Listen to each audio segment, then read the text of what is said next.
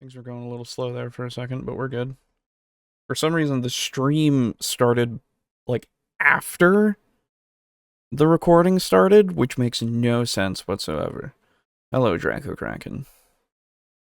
You'll forgive me for being, instead of 5 minutes early, I was 3 minutes early, because I was watching JoJo.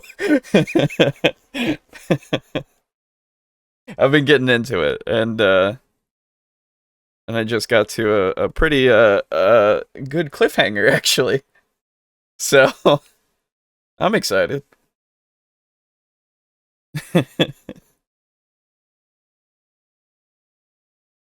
Which part? I'm in part 3. I just got to. They just entered Dio's mansion, is what they did.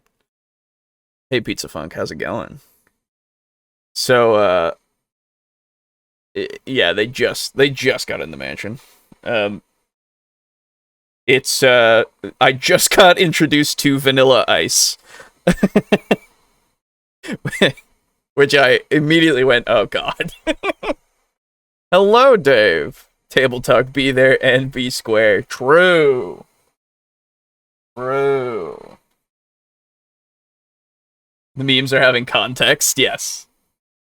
Yes, I've gotten a lot of context so far. I can't wait for when I can finally watch Zowardo, like, for the first time. Because I've never actually seen that. I only know the meme. Never actually seen the scene. So, you'll forgive me as well. I'm heating up water, so you can probably hear that. But yes, I'm having a great time. I got back into it, and also, Jesus, that's loud. My apologies on how loud that is. Let me take you guys over here slightly. There we go. Hey. Hi, everybody. Welcome back to Table Talk Discussion and Discourse. I, as always, am your host, Alejo, aka Greydon95. That is going to be really loud, huh? I should have done that a while ago. Oh well.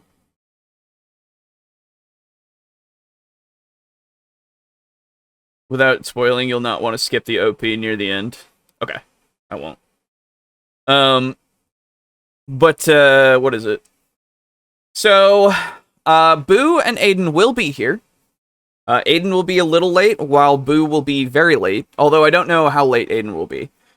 He was doing something new that he didn't know how long it would take. And Boo is at work. So Boo will be here around 10:30-ish, so an hour and a half or so. And Aiden will be here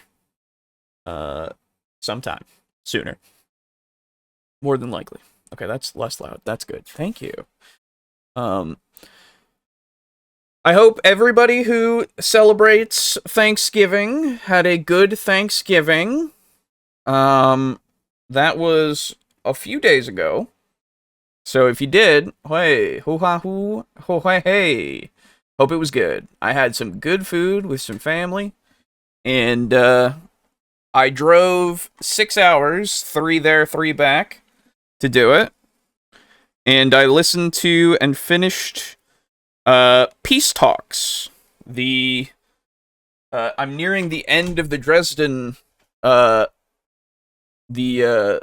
my goodness, why can't I think of the name of the Dresden Files? Is it? No, that's not right. Hello? Am I crazy? Anyway, I'm nearing the end of all the Dresden books. And I'm very excited to I'm not excited to end it, but it's been very good, and I highly recommend all of the Dresden books. If you have not listened to them, or you haven't. Hello. Hello. How are you doing? I am doing well. I just got home. How are you? I'm doing all right too. I just started, actually. I just started going into talking about things. I'm glad to see that you didn't take forever and a half to do your thing that you Yeah. were unsure about. Yeah, I had to. I got some new shoes, but Ooh. I also needed to go to Macy's, and then I found out that the Macy's in my city is closed. Mm. So I will do that after the show. So I will have to duck out early. Okay, that's fine. Yeah, but aside from that, how was your day then? Oh, it's been pretty good. I've been watching JoJo. Yeah, you Yeah, have. I have. What part are you on? I'm still in part 3, and I Mm-hmm. just got to the introduction of Vanilla Ice. Uh, So I've seen almost everything now, which is great. I uh, think. let me. So the thing that I just finished was Darby the Younger. Okay, Yeah, okay. I was going to ask, did you see I Darby? did. I saw both Darbys. Yeah. Darby the Younger was fucking silly. Which one is the gambler? That is the elder. Okay, okay. Yeah. I like him. I liked him too. That was actually a good episode that was not about just straight up fighting. And I was like, oh yeah, hell yeah. Okay, let's do this. The Um, censorship of JoJo smoking has never been stronger. oh, was there? I actually have been watching it and there's been no censorship of it. Oh, the one I saw, they like use shadows to like disguise the fact that Jotaro is Oh, smoking. really? And there's Jotaro, he's sitting at the table Yeah. smoking while gambling, and his whole face is just covered in shadow. Oh, It's really? hilarious. That's funny. No, I've been watching an uncensored version. Except for they've censored with the subtitling, they've censored names. I've Oh, noticed because Oingo Boingo uh-huh. is Mon Mon something and Ken something. I think it's not Oh, but in the actual dub, you hear them saying Oingo Boingo, and I'm like, yeah, okay. yeah, yeah, And like Vanilla Ice is now Cool Ice, and yeah, I'm like, okay. yeah. But I God, get this that at thing is so least a good. little bit. But yeah, no, it was it. I've been having a great time. Are you gonna watch part 4 afterward? I'm just gonna keep going. Yeah, I think Hell so. yeah, dude. I really like part 4. I I really liked when I first saw it, I liked part 3 a lot more than part 4. Yeah. But looking back on it, they are like near tied. Okay, cool. Yeah. Part 4 has lose so like the sky is blue, right? Yeah. Yeah, put such thoughts out of your head. The Oh. sky will never be blue again in part 4. Oh, okay. Oh, Uh that's interesting. the sky is a pastel yellow or pink or green. Okay. Oh, Um, that's weird. so like it's really weird and it does take some getting used to. Sure. However, the usage of color in Mario is absolutely fantastic. Yeah. Okay, cool. I still need to see JoJo. It looks cool. I highly recommend it. As a person who doesn't watch anime a Oh, lot, yeah, JoJo's great. JoJo is like triple S tier. Yeah, honestly. Like I get why everybody is excited about it and likes it. Because it under scrutiny, it's a little dumb here and there, but it's still great. Mhm, mhm. So yeah. Uh It's also like as silly as it is. The stands are incredibly well flushed out. yes, yeah, actually like and the choices that everybody makes make sense. Even when they pull something out of their ass, it's not really out of their ass. Like they do explain it to a degree that I'm like, Yeah, oh yeah, okay, because even when they pull something out of their ass and you're like, what the fuck? I would never do yeah, that. And then you like pause and you think, but if I had a stand that worked the way they yeah, do, I might do that. exactly. There's a lot of things where I just like, and I've said it before, but many a time, when they come up with a decision, there have been times where I'm like, oh, I hope they do this, and then they do, and I'm like, oh, hey. So, it's yeah, no, it's a good time. It's a very good time. Um, it's well worth looking up the American names they came up with afterwards. Okay, Yeah, the Americans are silly. Vanilla Ice would like to think he's Cool Ice. True. Still working through Dragon Ball Super? Fair enough. My friend, I did not hit this. There you go. Oh. All right. Thank you for that. And also, I shall get in the watch together. Yes, please. Because today, everybody, even though I do want to talk about JoJo a little bit, but I don't want to spoil it for those who have not seen JoJo, because it is an ever-living present thing that you could watch at any time, and you should. But we are going to be talking about traps today. Traps and tricks, apparently. This first video comes from the DM layer. We've covered him many a time, of course, as everybody remembers.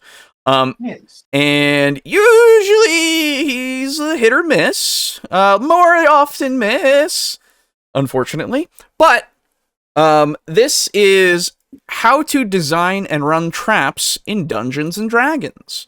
I will say though, in the episodes that he does hit, his points are like incredibly well thought out, and he does a really good job describing them. Yeah, I just wish he did so on more of his videos. I did. Yes, exactly. I think he's fine when he's fine, but you know.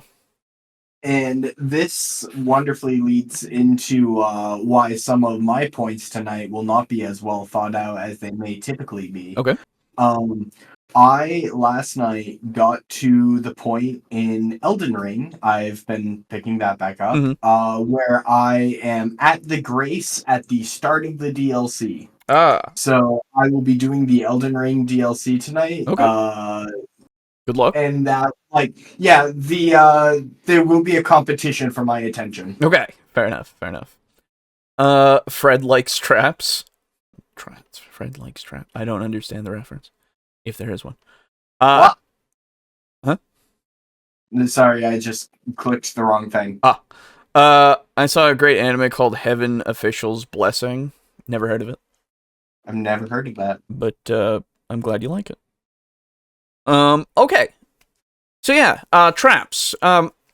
Traps are a thing that I don't really think about much because in D&D, a lot of traps are usually put into things that are stereotypical, like dungeons and such, but having traps for somebody's, like, home defense in such a way, or territory defense, of course, are very valid. I just never think about a trap as something like a mechanical trap, or just using the word trap is never really in my brain at the time. I usually just think, oh yeah, you know, they'll put like an ambush here, or they'll put some obstacles here in some way that will damage and such. I never think about it as a trap, usually. But it's, you know, it's a useful tool to siphon off the resource that is HP or spell slots, right? I don't know. What are your thoughts on traps? So I don't use traps in dungeons per se, like the spinning saw blades the pointy sticks or like blow darts or whatever. I don't really use them for a lot of my traps. When I use traps, it's typically more like lower stakes. So for instance, if you are traversing through nature, people who have been in my D&D games before know that I fucking adore quicksand, and quicksand in my world is fucking lethal. Sure. Or it may be a snake hiding underneath a bush. So like less pressure plates and more like, oh, I've stepped on this ledge that is actually not stable. Right. That's typically how I prefer to use quote unquote traps. I take a very, I'm a, what's the alignment chart of like, the people who obey the strictest definition or the loosest definition. Like, I am a trap anarchist. Okay. Like anything can be a quote unquote trap. That's kind of my thought. Has to be. Yeah, it just has to be something that you unknowingly step into or do. Yeah, exactly. That's why I don't think of the word, right? It's just this is something that has been put into place because of course it is. They would have thought of this. Why not? As a defensive measure or something. Or nature be scary, you know? Like and nature. Yeah. It's just something that doesn't feel like I'm not as mechanical about traps, I guess, is the way to put it. And yes. Usually my games are a lot less focused on those kinds of things and more the narrative and a lot of choices that people make and the results of those choices rather than going through a dungeon or something like that, you know? I don't know. It's just, but it's not to say that there wouldn't be things that they would encounter if they were to go in something like that, you know? It's just, I don't know why it just lives in a different part of my brain than the mechanical idea of a trap, you know? So yeah, I guess I want to know how to design and run traps. I mean, I've not done it a lot, I guess, in the certain context, but perhaps I'll learn something from this. We shall see. Yeah. I'm willing to be convinced. Yes, exactly. Oh, Heaven's official's blessing is a boys' love set in China. Oh, okay. Gotcha. If I get an excuse as DM to start throwing pit traps at my players, I am all for it, but I must be convinced. Yes. All right, here we go. Most D&D traps go a little something like this. All of the characters are walking down a hallway or standing in front of a chest or a door. Either they forget to look for traps or the rogue doesn't find it. So they step on the pressure plate in the hallway, turn the doorknob, or lift the chest's lid, and then the trap goes off. What follows is perhaps one of the most exciting and joyful moments. I am hearing him through you again. God damn it. I don't know why. Is really weird. I am going to Task Manager, quit out of Opera, and then I shall also quit out of Discord. I will be back in shortly. Okay. Let's see. Good evening, gentlemen. As you are by now no doubt aware, the world has ended, and as I currently do not have time for consistent comment writing. I did see that, Shin. Yeah, there was no comment from any of you. So it was scary. Oh. My goodness. What the fuck? Why am I still in the call? I don't know. I quit Discord. Oh boy, here. Okay. All right, let me try this. You have. There he goes. He had transcended the usage of internet. Eh? Sorry guys, I tried to fight it. I feel fine. That's fine. Yeah, it's the end of the world as we know it, and I feel fine as well. Trap equals hit them with a big rock. Yeah, usually that's the idea, I guess. It does seem traps are sometimes just a test to see if the rogue remembers to check. Yeah, that's the other thing, right? It does feel that way, for sure. I don't know. Again, I'm less mechanical with my traps. I guess you could consider a trap to be like a puzzle, you know? Puzzles are traps, technically, if we want to utilize them in that kind of way. But, I don't know. It's... If we look at it in that way of, like, every puzzle is a trap, maybe I'm doing traps right, quote-unquote, in that way. I don't know. Hello. Hello. You're back. I am. Schrodinger's Discord. True. Dude, I had, like, 4 Discords open in my task manager. I don't know what the fuck was up with that. Oh, fun. Hopefully that fixes it. Mm-hmm. Well then, I guess let's see.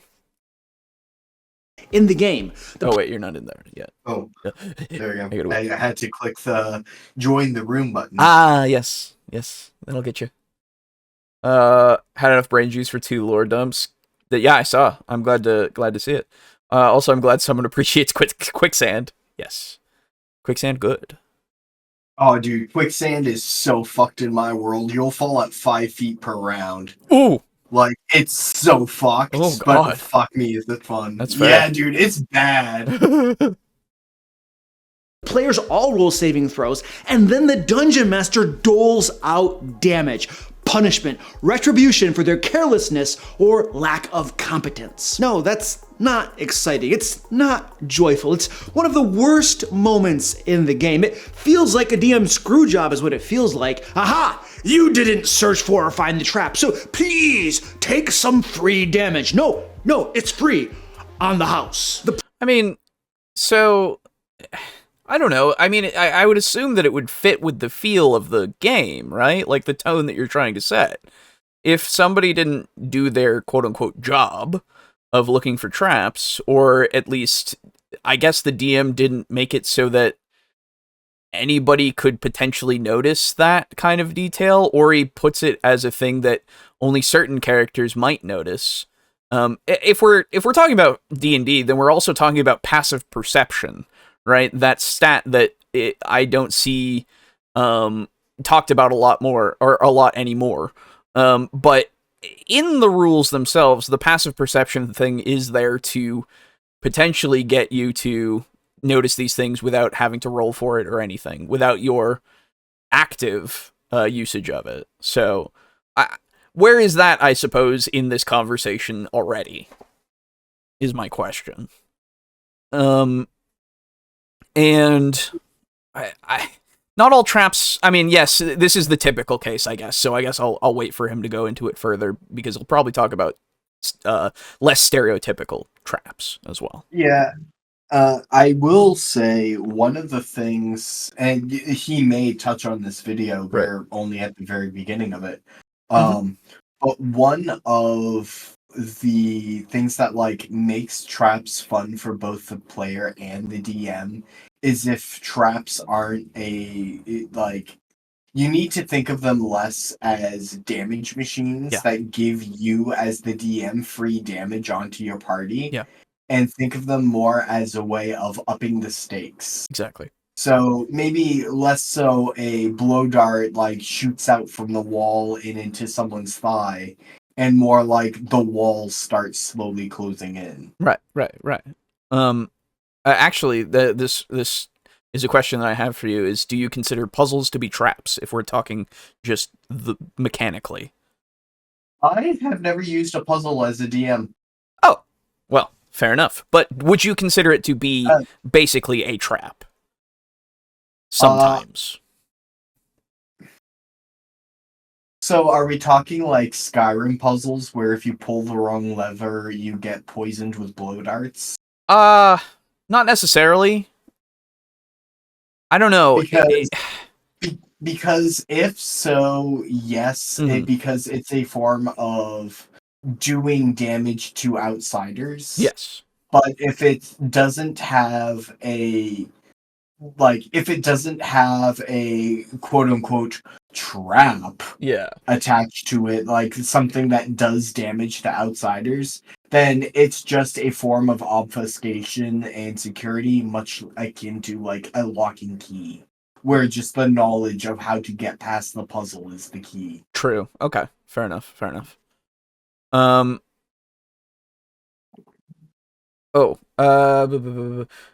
eyes keep going to his t-shirt. It seems like a neat t-shirt. Trap activates an alarm. Trap drops a cage over the treasure. Trap sets the room to disco. Yes. I guess a finger trap is both a puzzle and a trap. Yeah, I would agree with that. Yeah. Traps are often an opportunity for creative thinking. Yeah. I mean, that's kind of why I'm asking the question about if a puzzle is considered a trap, because it could be, right? But I don't know. It's I guess the resource loss, if we want to speak of this as mechanically as possible, a trap is there for you to lose resources in some way, whether that be health or spell slots or time, potentially, in disarming it, excuse me. Where a puzzle could do the exact same thing, just potentially less likely to do damage, I guess, depending on the types of puzzles. But it still could do the same thing. So I don't know if the puzzle hurts you when you get it wrong, then it can be a trap. Okay. Well, that's I think that's without question, but I'm wondering, I guess, mechanically, if a puzzle could just be the substitute, you know? What do you mean substitute? Like, in terms of if you're not doing a lot of traps, if you're doing puzzles, they could do the same thing in terms of resource cost. Okay. You know, I don't know. It's yeah, I don't know. Psychic damage then? Potentially. Puzzles hurt my ego when I get them wrong. Yeah, I don't know. It's this weird thing because yeah, a trap can be a puzzle, but a puzzle cannot always be a trap. In a way. Yeah, they do have that weird Venn diagram between the two of them. Yeah. There's a lot of overlap, but not necessarily. Yeah.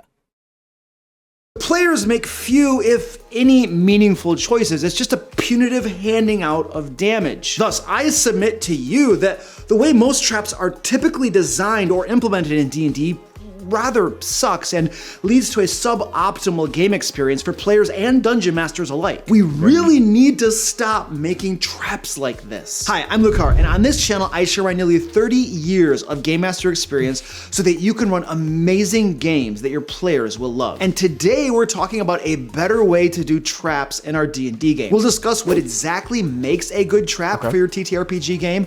I'll be breaking down why you should even have traps in your games to begin with, how to design a trap, and then how to run a trap at the game table. But before we jump in, I want to let you know that we currently have a Labor Day sale on the DM Lair store where you can get 25% off everything. Being a dungeon master is a lot. This was a couple weeks ago. Sorry, this was like a couple months ago. Excuse me. I think this video. Ago, yeah. So yeah, neat. Good for him. Hope the sale went well. Yeah, I hope so. Work, and we have tons of resources to help you run games and reduce your prep time. Layers and Legends and Loot and Lore have over 700 pages of adventures, monsters, traps, puzzles, encounters, magic items, and more that you can drag and drop into your ongoing campaign. The Secret Art of Game Mastery contains over a century of combined Game Master experience from my team. Into the Fae is a Fae-themed level 1 to 5 adventure module, and every issue of Lair magazine is also available. So if you've been eyeballing something for a while now, this is your chance to save big. The sale ends this Friday. Why use traps? Traps serve a variety of purposes in a D&D game, and I feel that people who don't use them are missing out on some really cool stuff. First, traps can serve to introduce tension, drama, and suspense into the game. Traps can also serve as a sort of puzzle to be solved by players. Finally, traps can make combats more interesting. And notice here that I'm using the operative word can, and that's very intentional, because in many games, traps don't do any of those things. Instead, traps are used only as a method of resource depletion, taking away hit points, healing potions, spell slots, and the like. And I will tell you that the first three... But isn't that a way to increase tension, like, and actually make all of those things that you've just talked about more interesting, quote unquote? So yes, okay. So it is tension it is. How to put this? Sorry, hold on. Let me get to a safe area. I'm getting fucking hit by these stupid fucking villagers. Fucking die. All right. Cheaply stealing HP from your party will increase tension in the same way that a jump scare like increases horror. I suppose, yeah. I guess, yeah. In my immediate thought, I'm still stuck in the mindset of not using a trap that's cheap in that way, I guess. So if we're talking about those kinds of traps where it's save or get hit, and even if you save, you get less hit, and you had no idea, I guess, in any way. I don't know. Part of me thinks that those types of traps are not something that I've at least I've heard of them, but I don't know if I've heard of people experiencing them in that way to a degree that has been noticeable anytime soon. But then again, I don't go out and look for that anymore, so that might be on me. Just the assumption that a lot of people have learned that using those kinds of traps is not necessarily the best way anymore. Looking good for his 40s. Yeah, he looks fine. I guess wasting your time with puzzles can work as a trap without hurting players. Yeah. It just makes it so that the ticking clock is now advancing with them stuck at this puzzle for however long. I hope we get to see the bottom of his shirt because I don't want to spend the rest of my life with just a practical guide to the anatomy. No. He'll never stand. It'll be fine. The purposes of traps that I outlined are noble and to be aspired for, but this last purpose, that of resource depletion, should be avoided. Character resources may be depleted by traps being in the game, but that should not be the purpose of a trap's existence. Now, how to use traps to introduce... What? Yeah, I'm just thinking about that because, like, if I make it so that its purpose is to do that, but I make it so that it's something that can be found pretty easily, quote unquote, or at least that's utilizing the abilities and the stats that the characters have, so that it's designed for them to be able to find. But if they don't, is it still considered cheap? And is it a bad usage of that, like, resource reduction? Can I get that said again, just like differently, your verbiage? Like, I don't know, something about the way you said it made it like not fit into my brain. Okay. So I design a trap. Its purpose is to reduce some resource. Love that for you. And that is its purpose, but it's been said that it's not what you should design a trap for. Now, if I design that trap in such a way that it takes into account the abilities that the characters have, whether that be passive perception, or I do this based off the players and their habits, or whatever it might be, I do it as best as I can for it to be noticed or noticeable by the players, and they do not, and then they encounter it. Is that a bad usage of a trap that is designed to, or is that a bad trap because it was designed to take away their resource? I would say that your description of just it consumes resources is too vague of a description for me to. I mean, just like health, like just it could take away some of their health. So you're talking about an arrow trap? Potentially. Basically? I'm talking about any sort of trap that could take away some health that could be found. Well, a lot of things can take away health, dude, in D&D. Yeah. Like, you can be walking across some lava fields and have a bit of hardened rock give way under your foot, leaving you like hanging over some lava itself, or maybe even stepping foot onto some lava. Sure. That would be like my style of trap. Yeah. And so it is 100% meant to be a resource taker. Yeah. An environmental trap. Yeah. So then, but utilizing that, then that's what I'm saying. If something is designed as a trap for the sole reason of taking away their health or whatever resource you want it to, it doesn't matter what type it is, and you've done it in such a way that it's noticeable, but they still like don't notice or still fall trap to it, and they still have to do their save and such. Is that how noticeable are you talking? I'm talking that I've designed it, like, as I said, I've designed it in such a way to take into account potentially passive perception or their habits as players, right? Like, I know that my players will immediately roll a perception when they get into a room, in this example, right? And then if they hit the DC, they'll see it potentially, or they will see it, and they can then try to disarm it and such if they wish. And if they don't, then they don't see it, and they have the misfortune of running into the trap. So we are still in like a very like broad description of what your trap could be, and like because of that, I have a hard time coming down and making definites. Sure. But it sounds like what you are laying out would be fine. I would say that traps like those have their place in a campaign. I would say that oftentimes traps that initiate scenes are better. So like a scene or a sequence. Yeah. Like for your players to like take part in. Yeah. I would I would go more in that direction. Yeah.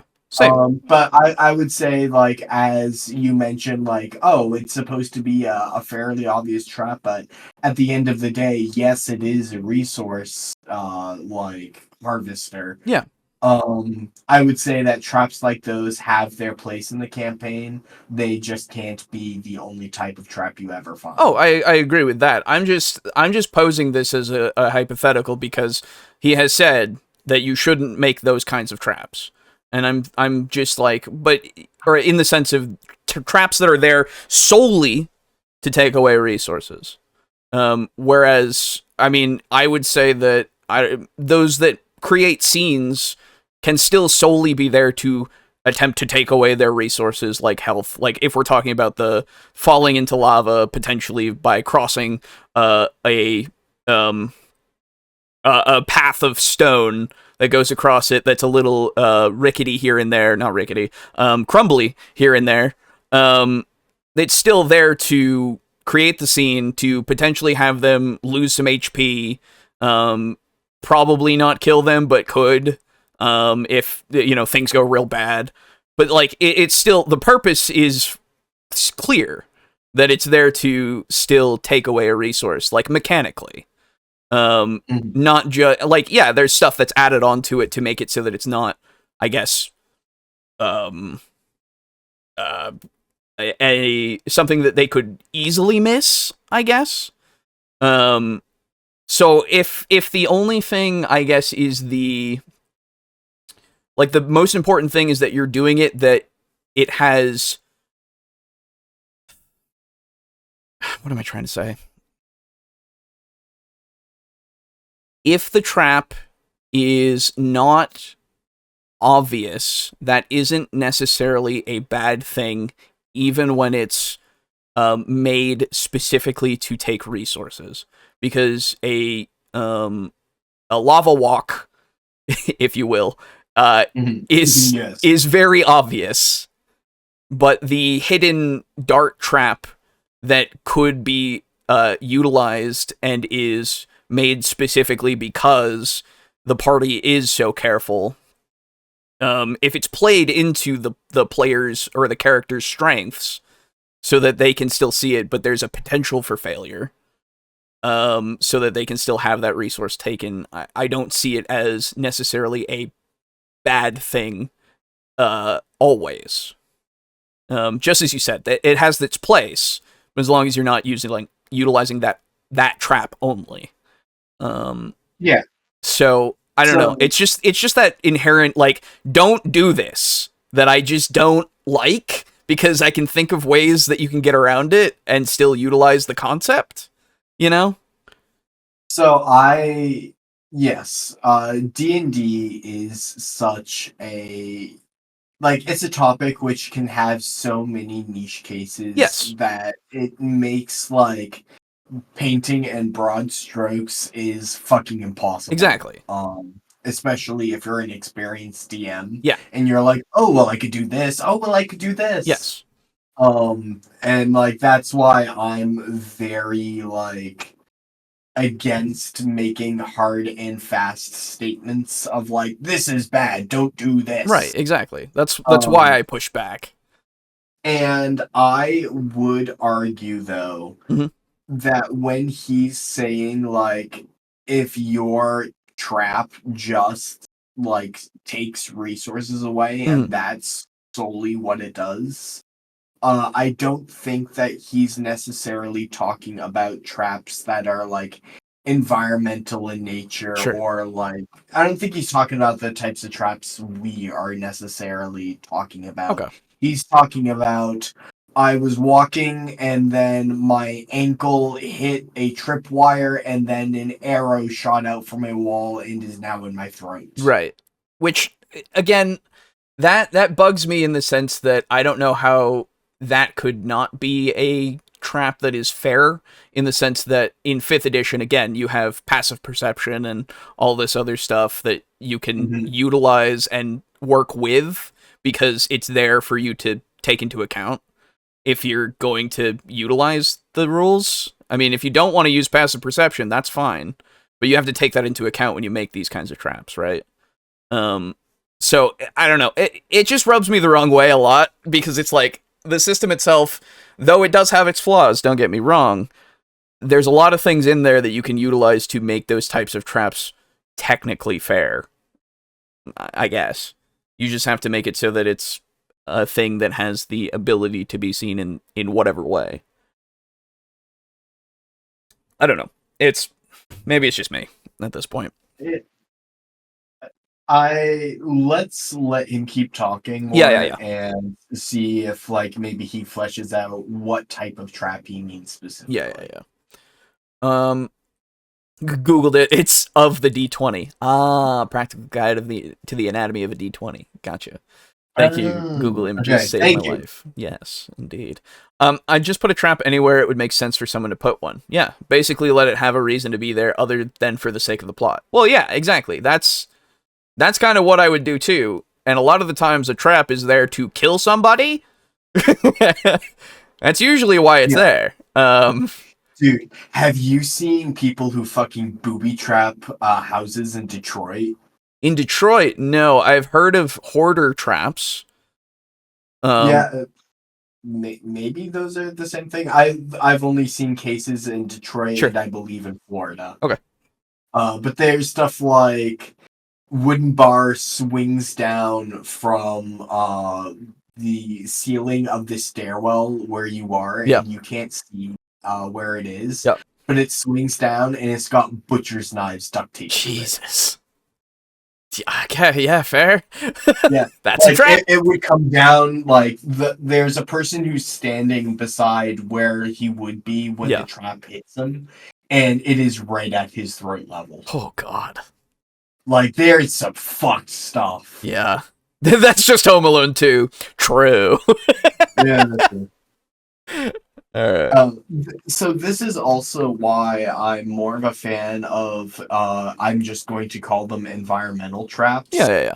Than I would be your typical, oh, there's blades coming up from the floor. Oh, yeah. You're going to do the hokey pokey to not get stabbed through the foot. Yeah, for sure.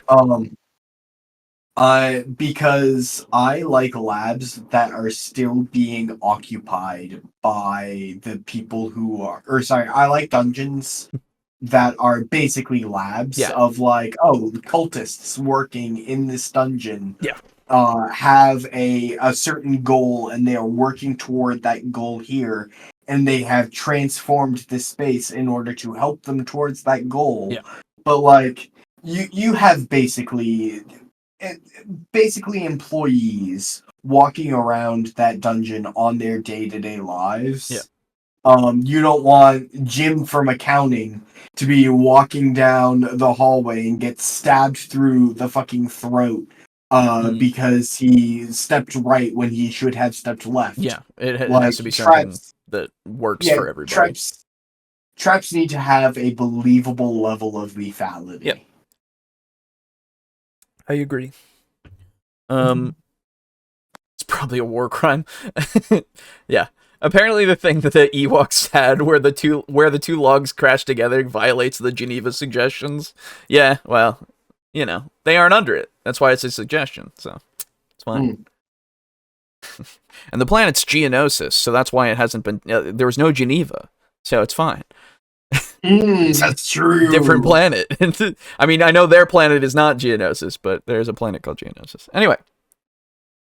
tension and suspense, or to make combats more interesting, or to serve as a puzzle to be solved, we'll be getting into later in this video, where I'll discuss how to run traps at your game table. But first, we're going to discuss how to design a trap. In order to design the trap, the first question you need to ask is, who made the trap? Knowing who made the trap gives you a perspective for deciding the specifics of the trap. Wizards will probably make magical traps, dwarves will make mechanical traps with stone and metal parts, and kobolds will make more primitive traps. Next, ask yourself why the trap is even needed to begin with. Creatures don't just make traps for kicks. I mean, that might be what dungeon masters do, but creatures in the game usually don't. The kobolds aren't just sitting around there. I mean, yeah. What if they're horribly twisted gnomes? What if you're in the Underdark and you're dealing with what are they called? Boglins, I think. Svirfneblins. Surfniblins. Yeah. What if you're dealing with those? They may love to make traps. Yeah, who knows? Exactly. Yeah. Their cave and suddenly proclaim, "Hey, we're bored. Let's make some traps around here so that when adventurers come by, they'll have something to do with their time." No, every trap has a reason to exist. A trap may be designed to protect something, such as a valuable. It may be intended to keep others out of a certain location, or it might be designed to keep someone in a location. But whoever made the trap needs to have a motivating reason for doing so. We call this role-playing, right? In a role-playing game. Okay, so the kobolds need some traps. The next question the kobolds ask themselves is what these traps should do. The traps may fall into several main categories of function. There are traps that simply inflict direct damage to their victims, and these are perhaps some of the least exciting sorts of traps, at least from a gameplay perspective. Then you have traps that are designed to hinder or deter. These traps may apply conditions such as reducing strength, so that the victim is less able to proceed through the protected area, or is more vulnerable when the kobolds launch their surprise attack from narrow tunnels to the side. Other traps may simply sound an alarm. They alert the makers of the trap that intruders have arrived. Other traps immobilize and capture their victims. Now, ideally, you will have a variety of trap types in your game because, as I've said time and time again on this channel, variety is king. Perhaps the adventure you're running now only has one trap in. Okay, yes.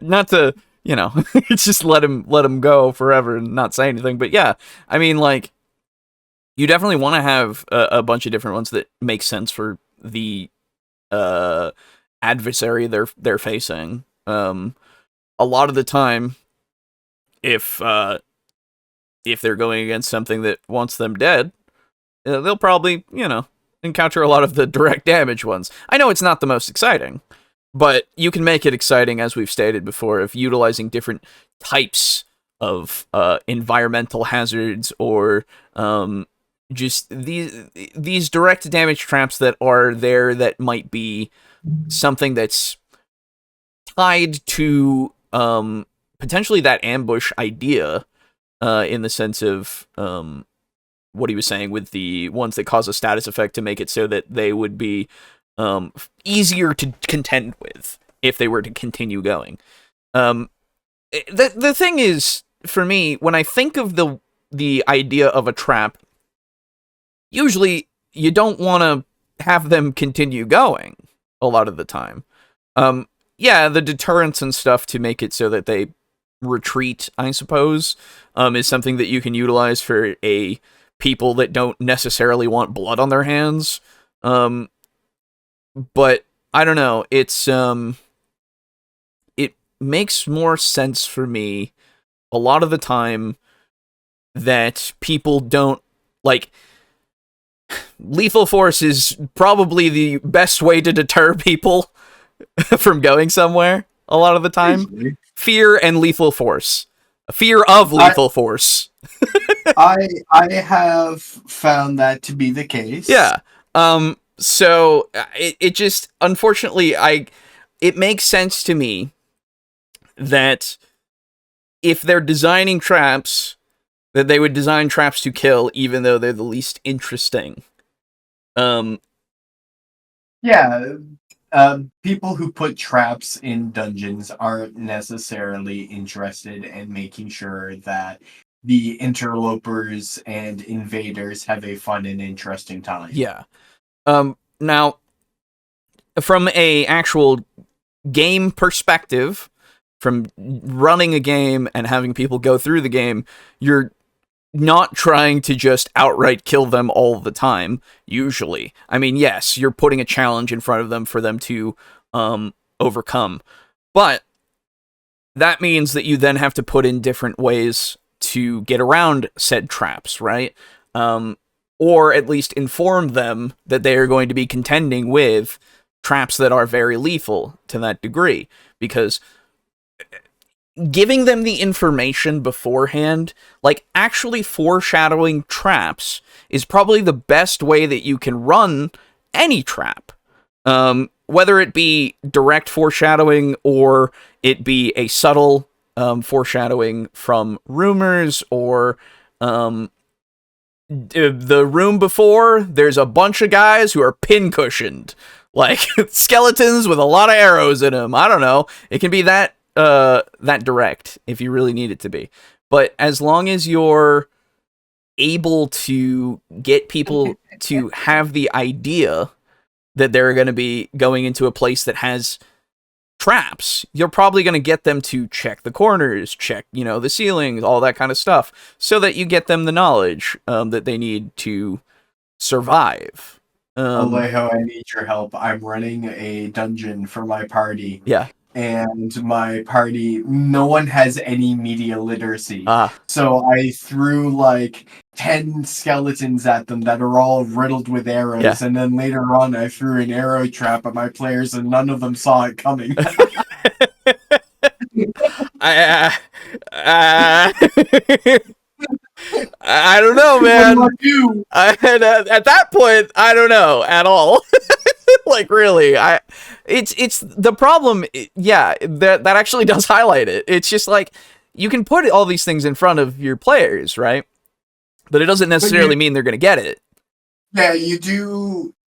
Traps are kind of difficult because you do need to trust that your players have at least some level of intelligence to them. Yes. And that's really difficult for us to do as DMs because every single other point during gameplay that we see shows us the direct opposite.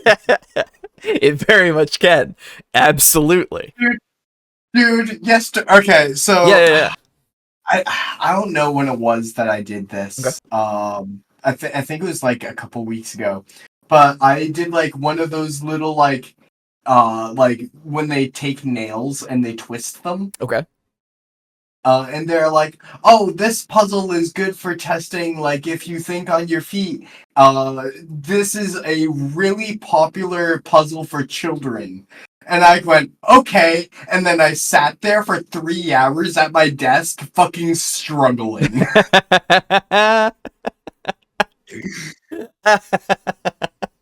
Yeah. Oh, yeah. For sure. Like, I'm not immune to it either. It fucking happens. Oh, yeah. But... Yeah, it happens to us all. It's not even the lack of any sort of intelligence or anything. It's just sometimes you just don't figure it out. It's just something that you just completely miss. Sometimes you struggle with a test that's meant to tell 4-year-olds if they're developmentally disabled or not. Exactly. And it's just something you have to keep in account. So that's why you design these things in such a way that even though you can have all this, you can put a sign up if you want to, if you really want to. Here there be traps, right outside the door, if you really want to. Just announce it. Yeah. But I think the most important thing is that you got to give alternatives, or the ability for them to utilize alternative methods.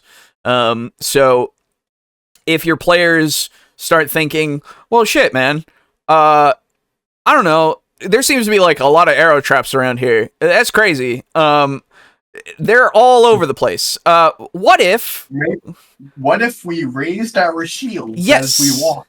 Exactly. Stuff like that. It's like, oh yeah, okay. Yeah, you're doing the thing to try to overcome this in a different way.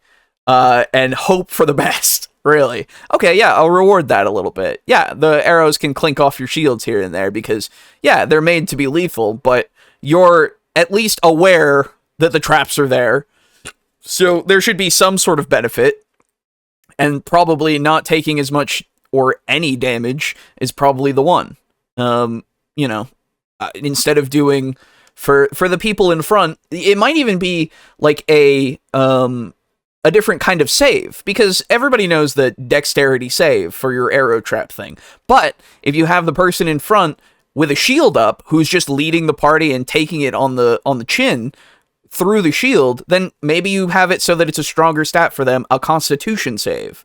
So then instead of like dodging out of the way, they are just taking it and it's not affecting them because they're walking through it with a shield. Just change up how the trap works so that they can go through it in a different way. But also, you could make it so that there's the potential that they could find different ways to get into whatever they are trying to get into. That could be not full of traps. I mean, like, not to say that circumventing a trap issue is a solution to making traps, but you can at least make it so that if your traps are going to be that really boring, quote unquote, lethal type that is just a bunch of damage every time they encounter one, that you make it so that there's a safer option that they might be able to find out, / find while they go inside of this one entrance, potentially. Like, I don't know, man. It's my issue with the idea that a trap is just there to kill you is not as interesting, but you can build around that to make everything else more interesting, because the trap itself doesn't have to be. It can just be what it is. It can be the arrows that shoot out of the wall. It's a classic. Yeah, it's there for a reason. The trap can be just, it is what it is. Yeah. And the dungeon as a whole is really interesting too. Sure. So, I don't know. Yeah. So here's the thing. What's this guy's name? Luke, I believe.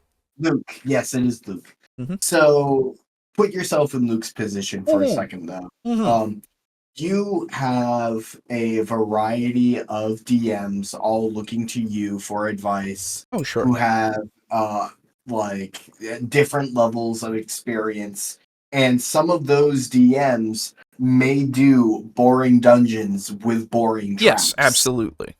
And you and I, as more experienced players, know that an interesting dungeon allows for some boring traps. Yes. Because, that's not the reason why you're there in the dungeon. You're there for whatever the fuck reason. Yes. The rest of the dungeon as a whole is enjoyable, and, yeah, sure, some of the traps weren't excellent, but, whatever. Versus Shit Timmy, first-time DM. Yeah. Who makes uninteresting dungeons God, I hate and Timmy. uninteresting traps. Fuck Timmy, dude. Not you, Timothy. Not you. Not you, Timothy. You're cool. You're cool. I'm talking about little Tim. Little Timothy. Little Timmy. Yeah, hate that guy. Anyway, go on. So you as you, Luke, are going to tell your players, hey, make memorable and interesting traps. Just avoid traps that are just resource drains. Right. Because that's what you, as a DM, are going to be primed to make all of your traps. Yeah. If you're a new DM who can't necessarily, or who isn't used to thinking creatively. Right, exactly. I get the purpose. I do. So, I'm a bit more forgiving of him saying don't make traps that are resource drains. Sure. Because I am aware that, he's thinking, oh boy, I have new DMs. Mm. However, I do really wish I would see him say, but you can make traps that are just resource drains in some scenarios. Exactly. That's the thing. We can't have the absolutes. Yes. That's the problem that I have usually. Missed a lot of things. Oh my goodness. If you really want some twisted traps, send your PCs on a quest to re-trap a dungeon. They don't hold back. True. Okay. Traps usually protect things, yes. Aren't drow known for making traps just to cause their pain to their would-be prey? Potentially. I haven't thought about drow lore in a very long time, but very, very likely. Tamper-proofing, like the briefcase in From Russia Would Love. Yes. I know from Dwarf Fortress that you'll want to set up traps early on to deal with enemies when you don't have the population to spare on a dedicated military force. Exactly, yes. Totally forgot about alarm traps. Yeah, it's one of those ones that's a very good subtle one, right? Oh, I stepped forward and I tripped a tripwire and nothing happened. Yeah. That's a good one. I've used alarm traps before. Those are very fun. Yeah. Those are ones that will absolutely up the tension because they are just waiting for something and they have no idea what happened. Because I am a big fan of fighting dogs right now. There we go. Because I'm a big fan of dungeons that are also labs for the evil cultists. I'm big on alarm traps of like, oh, I step on a wire and then down at the end of the hallway I hear a bell going ding-a-ling-a-ling-a-ling. And even later, it's always better to spare your numbers as much as you can. Yes, absolutely. Making it so that direct confrontation is not the optimal strategy. It is a plan B is usually the point, right? It's great. Cultural knowledge check. Yeah, exactly. Have it so that they could potentially, roll something, potentially to know about some things. I guess you could discourage people from going into a place by making it really stinky in there. True. Just a personal observation. If you make your emphasis item the last thing described in a scene, players will usually catch on. Yes. That is true. DM, there's blood on the floor. Would you like to check that? Player, nah, it's probably fine. Yep. Yeah, totally. I would like to touch the blood on the floor and see a red phantom walk out in front of me, lift up into the air as if being held by something, and then get slammed into the ground. Chosen undead. They'll remember the first and last things you describe and often miss the middle. Yeah, it's very true. Unless you're diligently taking notes, they'll probably miss a lot. This is why compliment sandwiches are a thing. It's a funny little part of human nature. Very true. Kobold leader. Damn, the arrows didn't work. Since when do adventurers have armor? I know. Prepare the javelins. I don't care how hard it is to wind up the ballista. You get that bad boy ready. Yes. There's a bit of historical lore I really like. I forget which two countries they were, but I believe it was Syrian bows were meant to be that the arrows weren't particularly powerful, but you could draw and load them like a motherfucker. And when they fought, I believe it was in the Crusades, they fought the English, who the way the arms race developed in such a way that bigger and heavier is better there, whereas I believe it was Syrians were very light. Yeah. And it resulted in knights that have armor and big ass shields. Yeah. Could just lift their shield over their head and walk in arrows as they fell upon them as if it was rain. Yeah, that sounds about right. And I'm when I first learned that, I was like, oh, dude, that was so fucking cool. Yeah, exactly. I'm gonna create some boring traps. They'll bore right into you. Exactly. Didn't Rubber Ross refer to slap together level design as Little Timmy design? Where are you all these meetings? What? Where are you all meeting these Timmies? Only Timmy I knew was a massive tryhard. It happens. I think you're right. I think that awakened a memory of like Rubber Ross's Super Mario stages. When I watched a lot of fucking Game Grumps. Gotcha. I don't remember the Little Timmy design, so potentially that was a thing, but I don't know. I would make a big dungeon-sized trap where in each room you have to win a chess game using different types in order to get out. Fair enough. Big Timothy will always be better than Little Timothy. Little Timmy. Yes. What about Notional Timothy? What? Notional? Yeah, I looked it up. It's like existing in theory, I believe. Yeah, when you have a notion of it. Yeah. Notional Timothy, yes, is fine. That's fine. Don't worry about Notional Timothy. I pickpocket the blood. Yes, exactly. We're playing a Monkey Island game. Anyway. In it, but the next adventure should have a different sort of trap in it. The key is to keep shaking things up and introducing new hazards to your players. The next step of designing a trap is... Okay, so just to make sure that we're all aware, he was saying if you're only using those one type of traps, the damage dealing traps, then the next time they go into a dungeon, that you should be using different types of traps.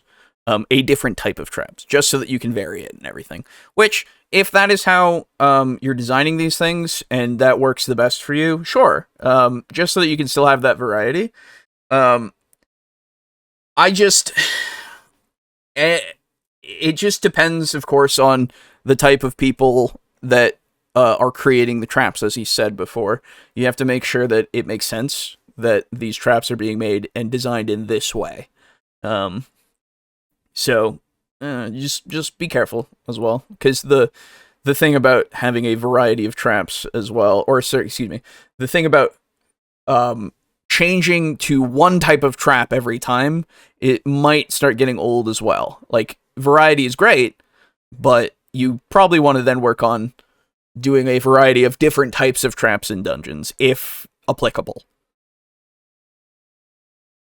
Is to flesh out the mechanical details. This includes deciding what triggers the trap, what effect the trap has, and what countermeasures are available to players. There are tons of different triggers you might choose, such as pressure plates and tripwires and magical runes, and the different types of effects are endless. But what I will tell you is that although those things are important, they're not as important as the countermeasures. See, the countermeasures are the specific things that characters might do in order to overcome a trap.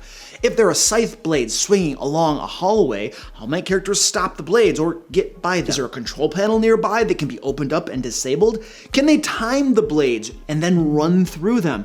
Could they roll a heavy object in front of one of the blades, causing it to stop, along with the gears that propel it, which then causes a chain reaction, which grinds the rest of the scythe blades to a halt?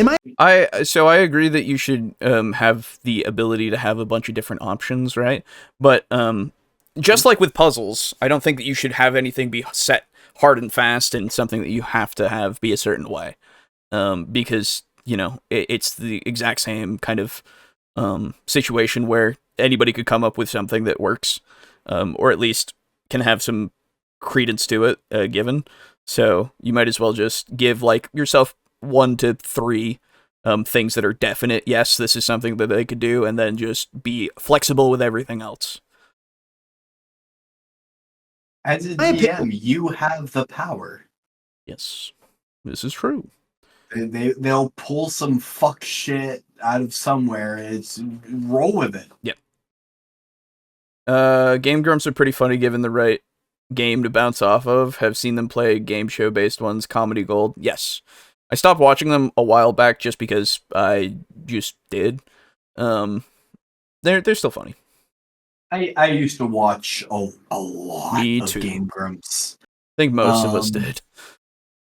And And just recently, actually, I started rewatching, or I got like halfway into episode 1 of them playing Super Mario Sunshine again, because that is a comfort LP for me. Fair enough, yeah. It's a good game.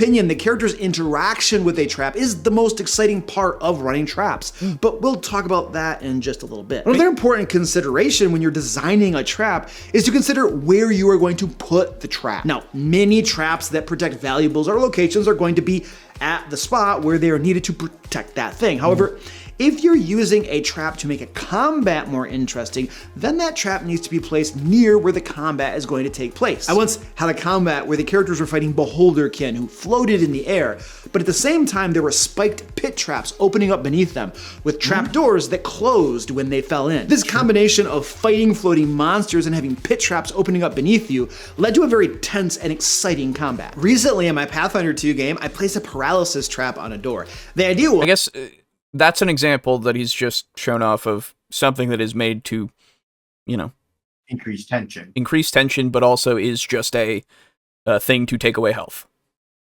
So, I fully disagree with that. What are you talking about? Well, what I mean is mechanically, what it does is that it takes away your health if you fall into it.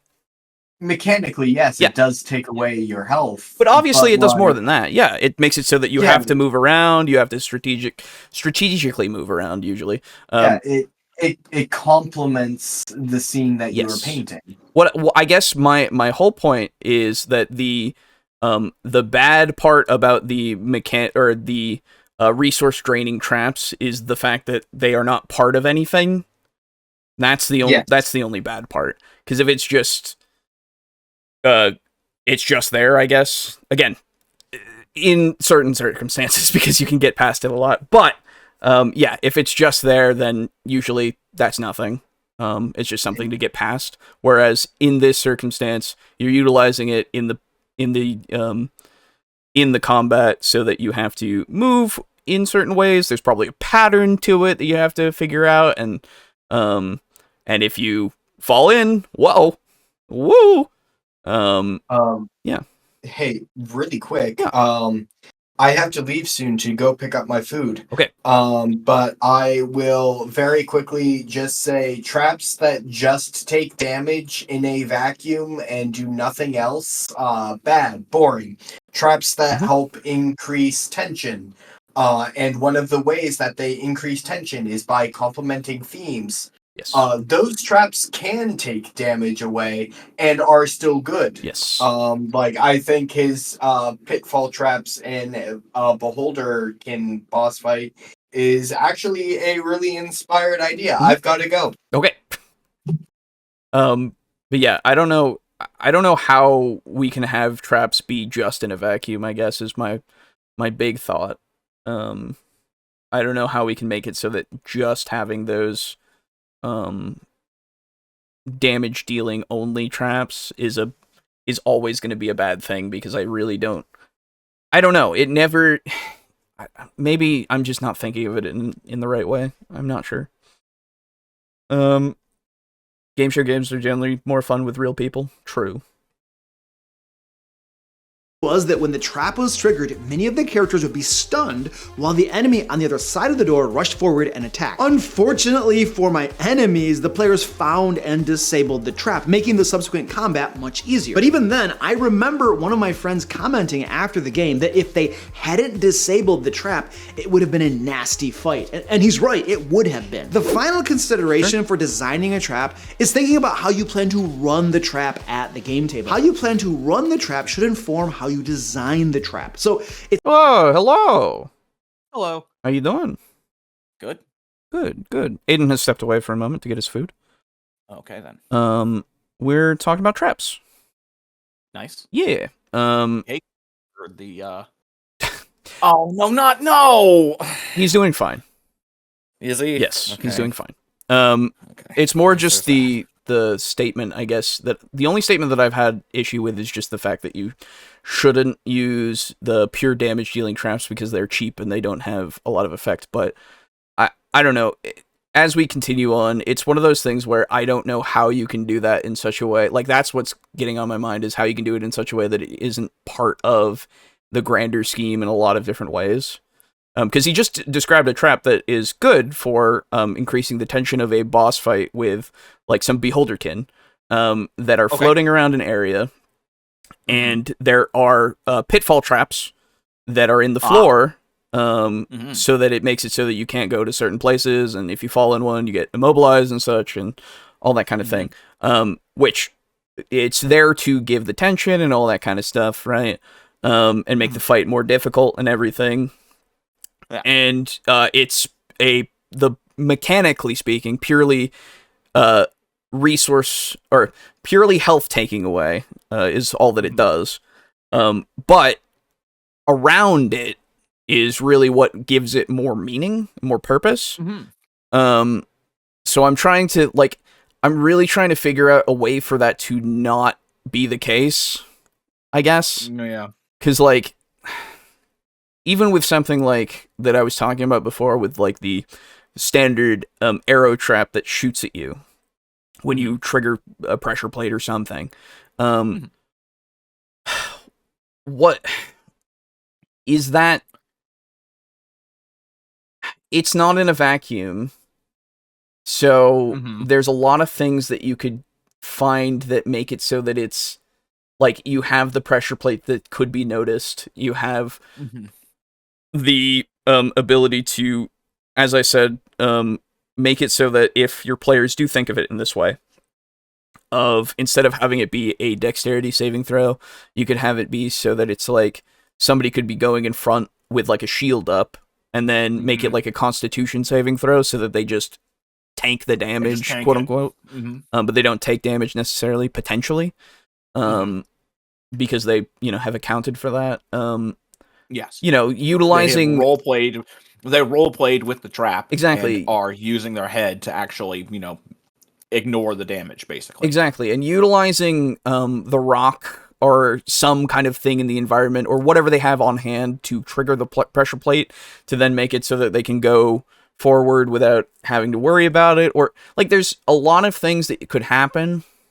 And I don't know how it could be done in a way that isn't, or that is just like uninteresting, Yeah.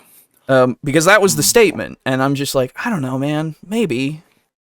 Yeah. It really depends, right? It really, really depends.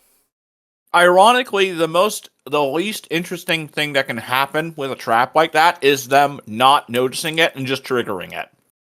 Yeah, I guess so. But then what that does is then make it so that they're paranoid for all the rest of the traps that could be in the thing, right? It's a learning tool as well. It has its purpose. If you have a trap right in the beginning, and it's like, oh, this is like a thing that you could miss, and then it's like, we missed it, Hi, Richard. Hello. Hello. I guess, Hello, Boo. Hello. Aiden, I want your input on this, because I've been thinking about it a little bit more. Because when he said that your traps that are damage dealers are the least interesting, and my thoughts on it being the mechanical aspect of just taking away a resource, in this case health, and you said that in a vacuum, yeah, it could be uninteresting, but I can never think of it being in a vacuum, I've realized. Yeah. Because that is probably why you have such a hard time with this. We've been like kind of clashing over the night. You can't turn your brain off. That's true. You're imagining niche scenarios where there's gotta be something that helps complement the flavor of the trap. Well, even like, sorry, go on. And I have no problem with just like, some traps are fucking suck and are poorly designed and are boring. I guess my what to you then would be that? I need to know. Okay. My apologies. You're good. I forgive you. Thank you.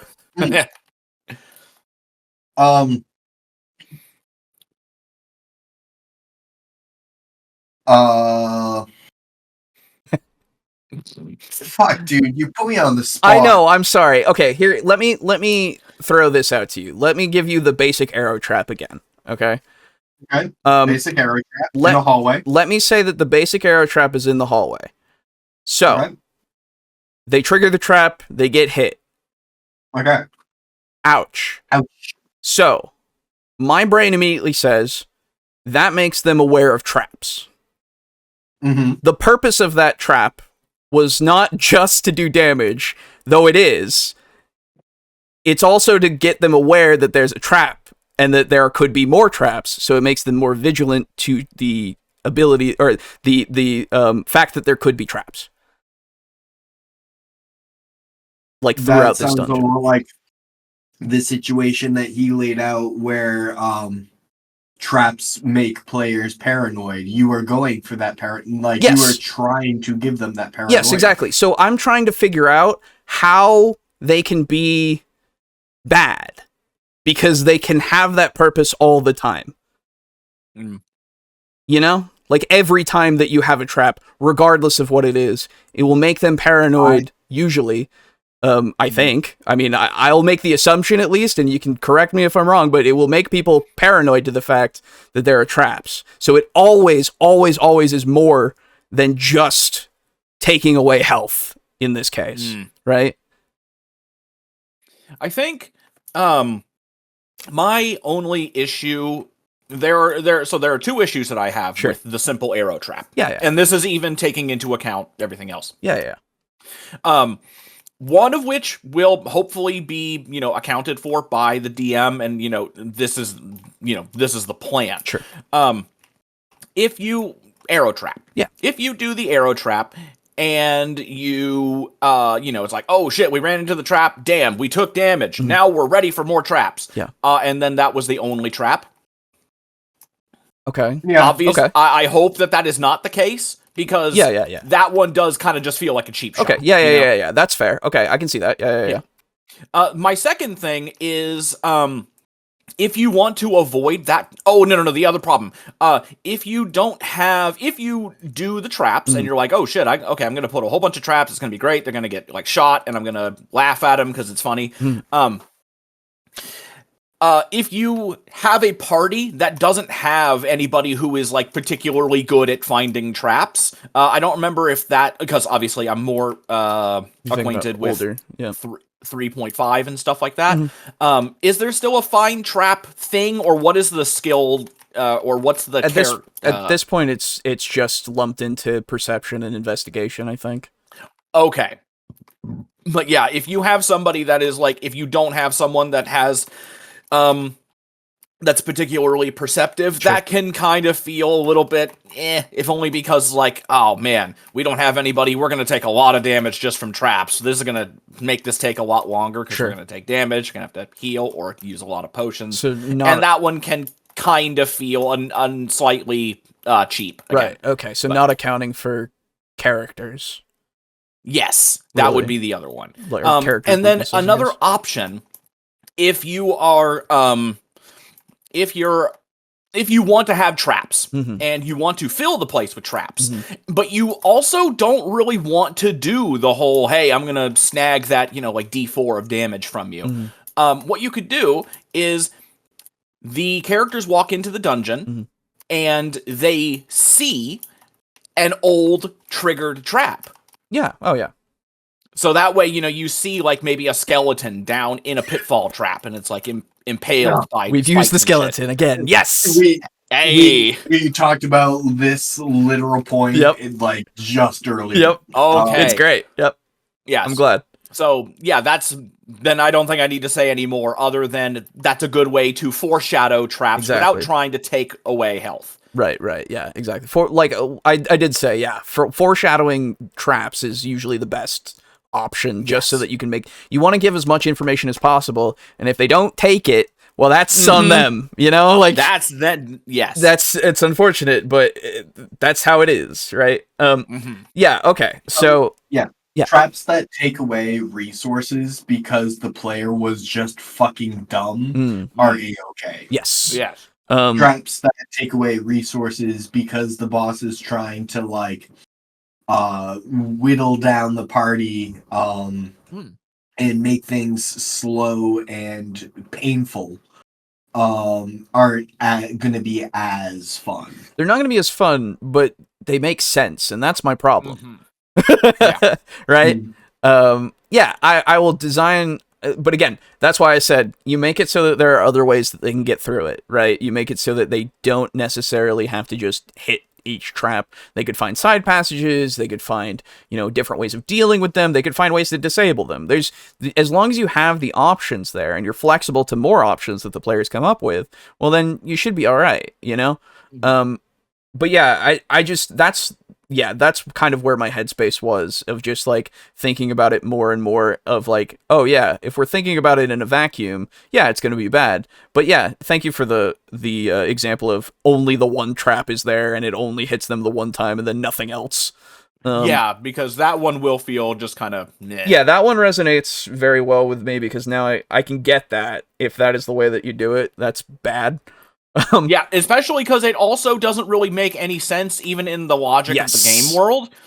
But at the same time, I don't know how prevalent that one would be either, because when people make traps, they usually make like 3 or more, like they're just like, I would say it's mostly possible for like a new DM or newer DM, or the person who's like making their first dungeon. Yes, exactly.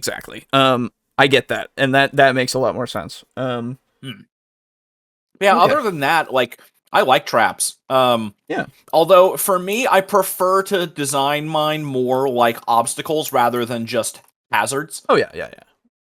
Because, it's something that they can work with, and they can use their little brainy brains to, do shit. Yeah, that's fun. We were talking about it before, and the saying now is, a trap can be a puzzle, but a puzzle does not necessarily mean it's a trap. Mm-hmm. Every tortoise is a turtle, but not every tortoise is a turtle. Yes. Or whatever it is. Exactly. But yeah, okay. I guess I just needed something very simple explained to me because I didn't think of one trap. That's it.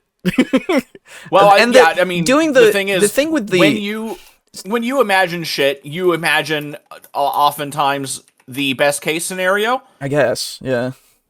Because you give people way too much credit sometimes. Well, the other thing that I would say for the one that isn't accounting for characters, and their stats, that one also makes sense to me, but I think that would be the most prevalent one because of inexperience. And the other thing is that it technically makes sense in the game world as well. Yeah. Just because the adventuring party wanders into the dungeon, if the dungeon has a shit ton of traps, well, that's the dungeon. Exactly. Sucks, but yeah. Well, hell, I get reminded of the door that was stuck that that none of you could open, but then you figured out a different way to do it, and I rolled with it because the correct way. The correct way. Sorry, the only way to do it was to burn it down. Yeah. That's right. Obviously. Yeah, absolutely. But I think that's the biggest thing.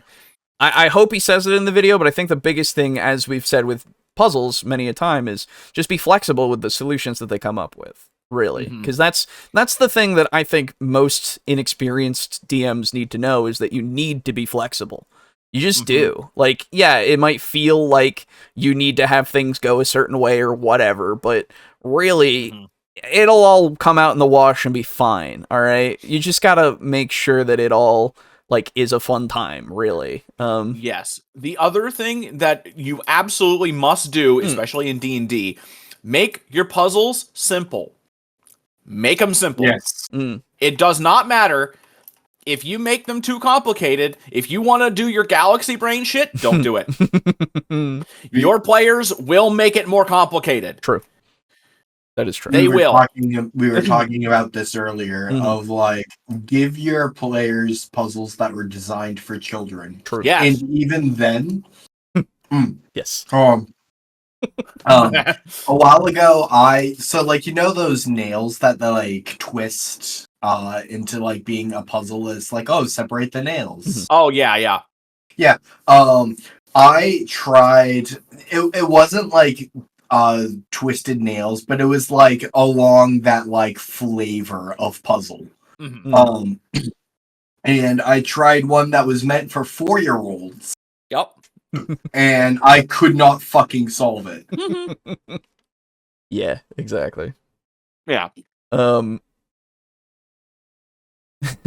Anyway, okay. Maybe I'll make a vacuum trap based on a sphere of annihilation. Oh, yeah, there you go. Sucks everything in. That would be. You better hope that they fucking survive it. Because I better hope that they don't disarm it. Well, If they disarm it, you've given your players a sphere of annihilation. what I would say to that one is you got to be really careful with the consequences of traps as well. Yeah. That's why a lot of the time just simple damage traps are desirable, because you want to put in a trap, but you don't want the consequences of failure to be, instant death. Mm-hmm. Unless you're real high level, in which case... Yeah. Well... or unless that player has pissed you off. No. In which case, fuck them kids. Yes. Or like you're having a problem with like a character, Boris, and you need to get rid of them and like weaken them. Like one of them is just running away with the campaign, basically. Annihilate them. Boris didn't run away with the campaign. Yeah, no, he didn't. Let's see. The legacy game tubers like the Game Grumps and Jacksepticeye still hold up pretty well. I'm glad. I think it's because they try to stay true to themselves, and them being funny didn't seem like an act. True. If Boo counts as a legacy game tuber, then he is in that group too. Well, there you go. I mean, technically, I would say I think I actually would. Yeah, I think so. Just due to time. Yeah. Yep. Ooh, I've never watched any of your content, and I refuse to. Good. Please don't. Exactly. Just because it's there and I did it doesn't mean you should watch it. Exactly. Same for I this would show. prefer, if you want to watch game content from me, I definitely prefer you do digital distractions, because that's where I can like just be me. No. You take 25 points of damage. I hope you learned something. Yeah. Hey man, again, if it's the first trap and you've made a whole thing of traps, you've taught them. You've taught them that they gotta be aware. Yep. And like the other thing that like I don't know if it's a me thing, and I'm weird for doing it, but when I'm playing a TTRPG as a character, I tend to put myself in a lot of the situations that I'm in like the game world. Mm-hmm. So if I know the situation, like, oh man, we're going after like some bad guys and they're in a dungeon, I'm like, okay, shit, we're in a dungeon here, and these places are known for being dangerous. So I'm gonna be very careful, and if I'm gonna be like looking around and checking my surroundings, because it is very common knowledge, even in the game world, that dungeons usually have traps in them, and those traps can be very dangerous or deadly at times. So I just kind of adopt that mindset every time. Yeah, I mean, that's just a healthy one to do. Yeah, and so it would just be weird to me to even, for a character, unless the character is like that, like they're brash and kind of stupid. Yeah, sure. Where they would just waltz into a dungeon and not overconfident, look at anything that they're doing. Yeah, that too. So it's weird for me. I don't, unless I like specifically know that the trap is there, and like where the idea is to fall into the trap, like that time Brogan succubused me. Oh yeah, long time ago. I don't think you were even there for that one. But it was basically like, hey, you want to like, is there a brothel around here? Are there wenches there? Because I want to do them. It's that shit. And basically, it was just a really obvious, like, okay, this is a trap, but I'll play along. It's that kind of thing. Sure. Let's see. Now that I think of it, Star Trek has some pretty good episodes that were essentially based on traps. Yes. Landmine, maybe? Landmine? Ooh, yeah. You want a landmine? Where does the circle go? That's right. The square hole. Hey, it fits. You ever played one of those things? It fits. All right. They do fit. Maybe I'll use the Sphere of Annihilation trap for the optional super dungeon. There you go. There you go. Yes. All right. Anyway, let's continue. Now, what you let me sorry, because I don't mean to just shoot that one down. You could totally still do a vacuum thing, but make it like a flame sphere instead. So that way you can still do that trap, because it sounds like that's a cool sounding trap. But this way, if they do get hit, it's not instant death. They're caught in the garbage compactor. Or actually, it's fire, so it'd just be disposal, not a compactor, but whatever. You got my point. Yeah. Into that part of the video. By the way, if you're finding this information useful, please give me a thumbs up and share this video with a fellow game master, and leave a comment down below. Tell me what you had for breakfast, as long as it included bacon, or anything else really. I mean, you probably want to include bacon in there because bacon makes you cool. I mean, non-bacon eaters just are not cool as other people, are they? I mean, like, can we agree to be a little biased against non-bacon eaters? Because bacon is like the best food in the world, right? And if you don't agree with that, then I just don't understand you. Anyway, when you do all of those things, it not only helps the channel, but it also gets this information in front of more game masters, helping them and their players have more fun in our hobby. How to run a trap. Half of a game master's life is spent designing the game, and the other half of their life is spent running the game. The same is true for traps.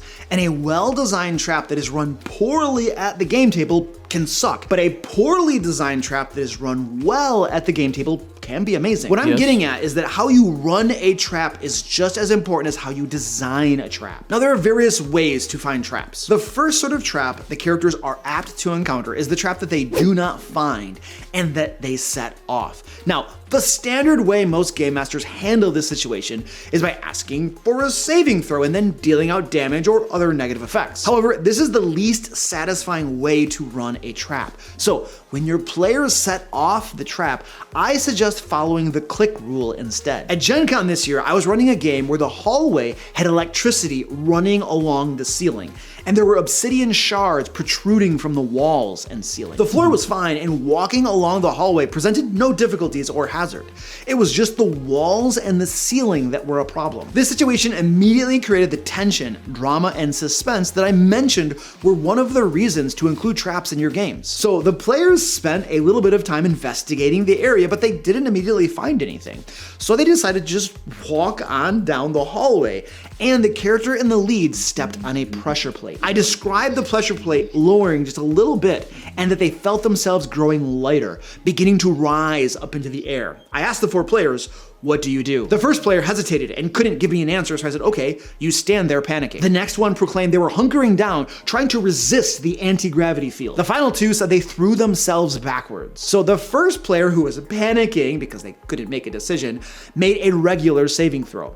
The second player, who was hunkering down, gained advantage on their saving throw, as did the final 2 who tried to throw themselves out of the area. The key to running the click rule is that when a trap goes off, when it clicks, you give a brief description of what is beginning to happen, and then you ask your players to quickly decide what they're doing in response. And the key here is that they must quickly tell you. If there's any hesitation, they do nothing. And then depending on what they do, you either have them roll their saving throw with an advantage, with a disadvantage, or as a straight roll. You see, okay. So, yeah, go first, Alejo. No. I was just you go first. You're good. No. I'm trying to give myself a loading screen so I can think. This is a way to do it. I think it's fine. I think for the hesitation thing, it really depends, right? Gotta be very careful with that. Exactly. I think it's okay to do, but it's not necessary for it. I don't know. It kind of runs into the issue of, I've thrown something at you, react now. Which is how it's supposed to be in, if you were actually doing it. I get that. But I think it would run into the same problem as you didn't, that he was mentioning before, of it just isn't as satisfying because you just went, ha! Yeah. Do it! And then they go, because you just threw something at them very quickly.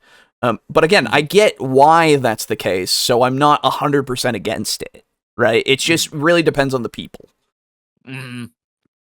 So, on the one hand, I kind of like the click rule because it helps players to, like, it gives players a chance to be a bit more proactive about, like, oh, hey, you know what? I jumped backwards. Maybe that it was the exact wrong thing to do. Exactly. And maybe I've screwed myself. But you know what? I have made a decision to respond. Yes. Mm-hmm. And my decision will affect the numbers of the game and how much damage I do or do not take. Yeah.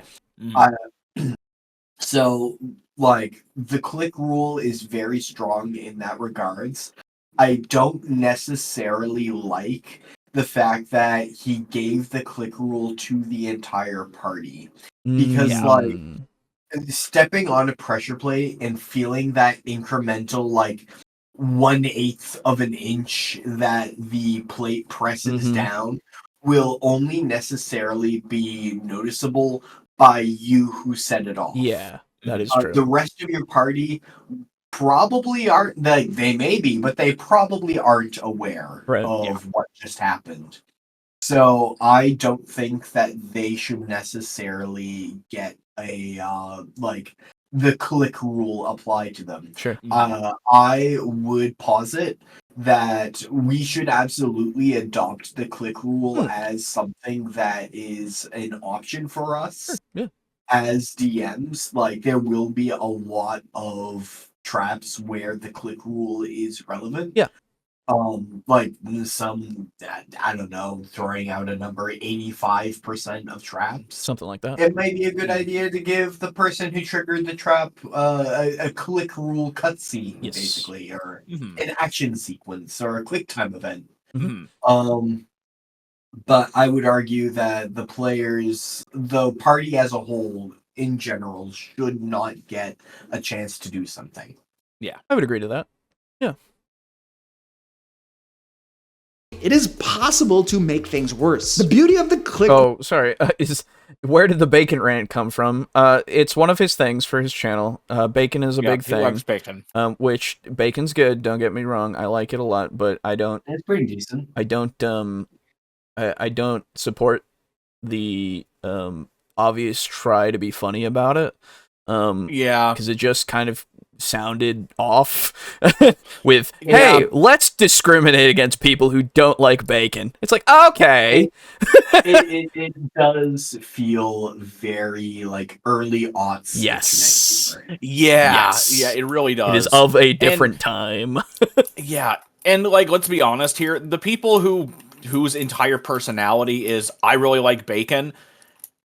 Even at the time, it was kind of even at the especially at the time, but now, yeah, because like Jesus Christ, man, are you like have you ever had prosciutto, or if you're from New York, prosciutto?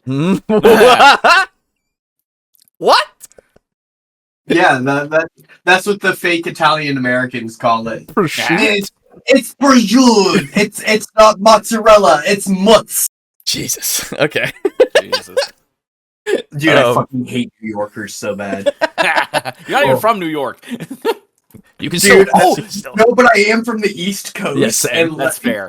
Everyone from the East Coast fucking hates New York. Fair enough. Even you know what? Now that I'm so glad that you decided to be, like, racist a little bit, because you remember how I'm casually racist to Alejo, like, all the fucking time? I had a thought. Okay. I am like 5%. Okay, so let me a little bit more context. I'm casually racist to Alejo all the time, and I feel bad because nobody is ever casually racist to me. I feel left out. Okay.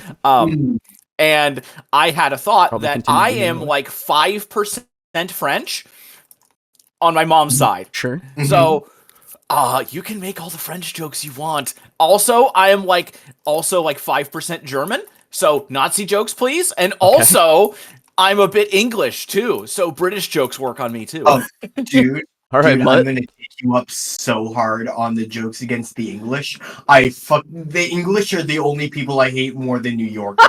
Yo. Oh my god. So since I'm like 5% of those, I can be offended too.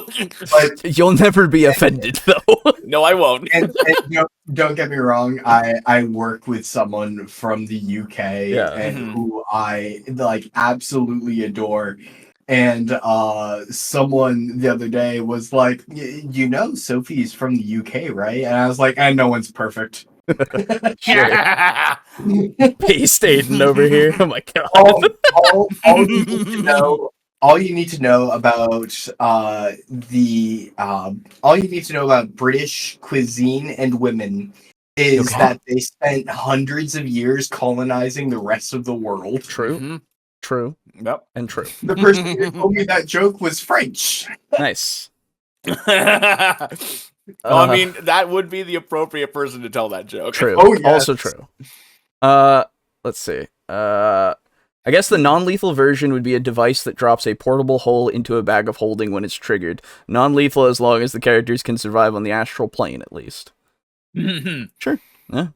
I would argue that there should be more ways of causing like spheres of annihilation than just bags of holding and portable holes. I as a scientist see a portable hole and a bag of holding and I think, okay, that's a extra dimensional space crossing into another extra dimensional space. Yep. Causes a certain side effect.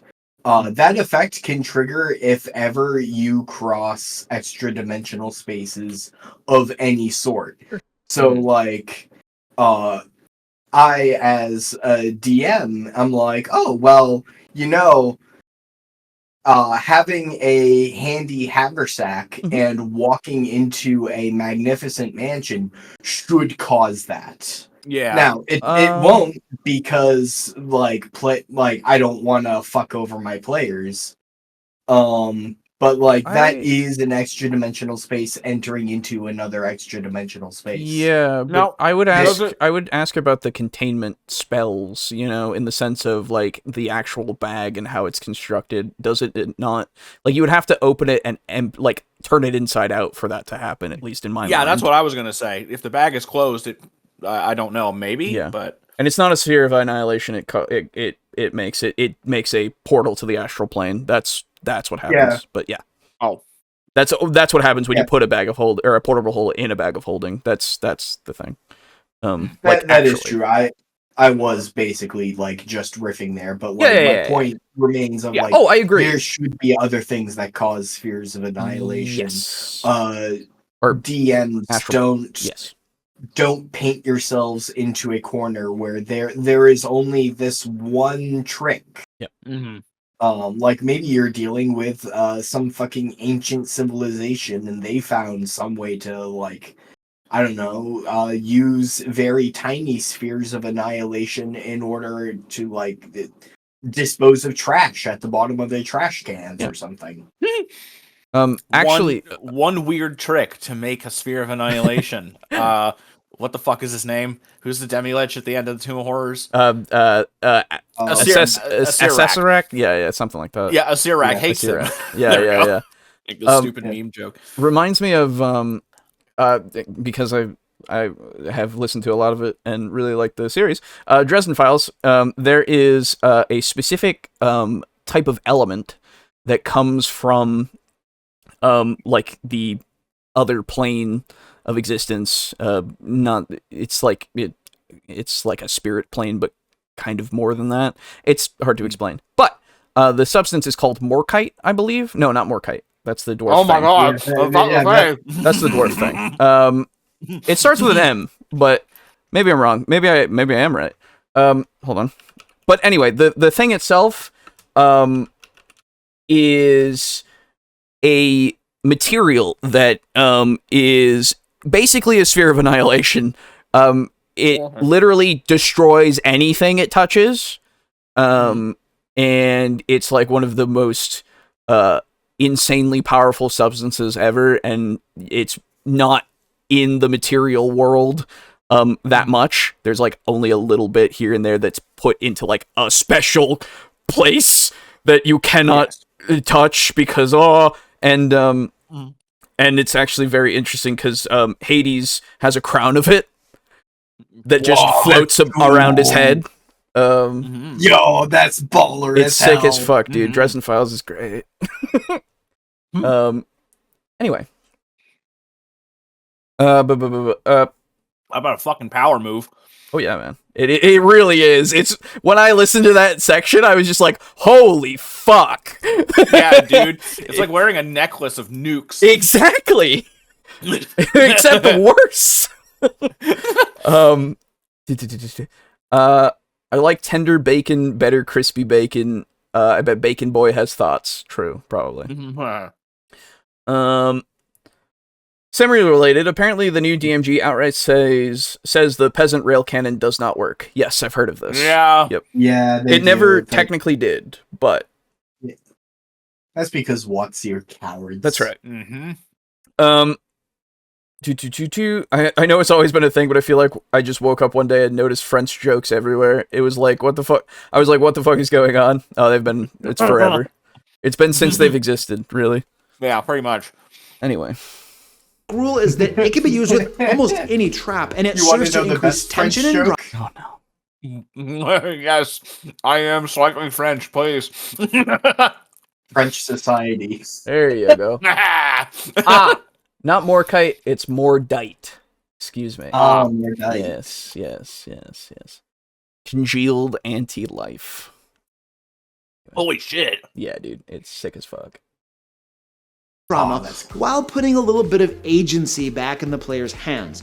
Instead of being at the mercy of an unknown trap and a roll of the dice, they're able to make a meaningful decision that might improve matters for them. The next way to run a trap is to have the trap be obvious.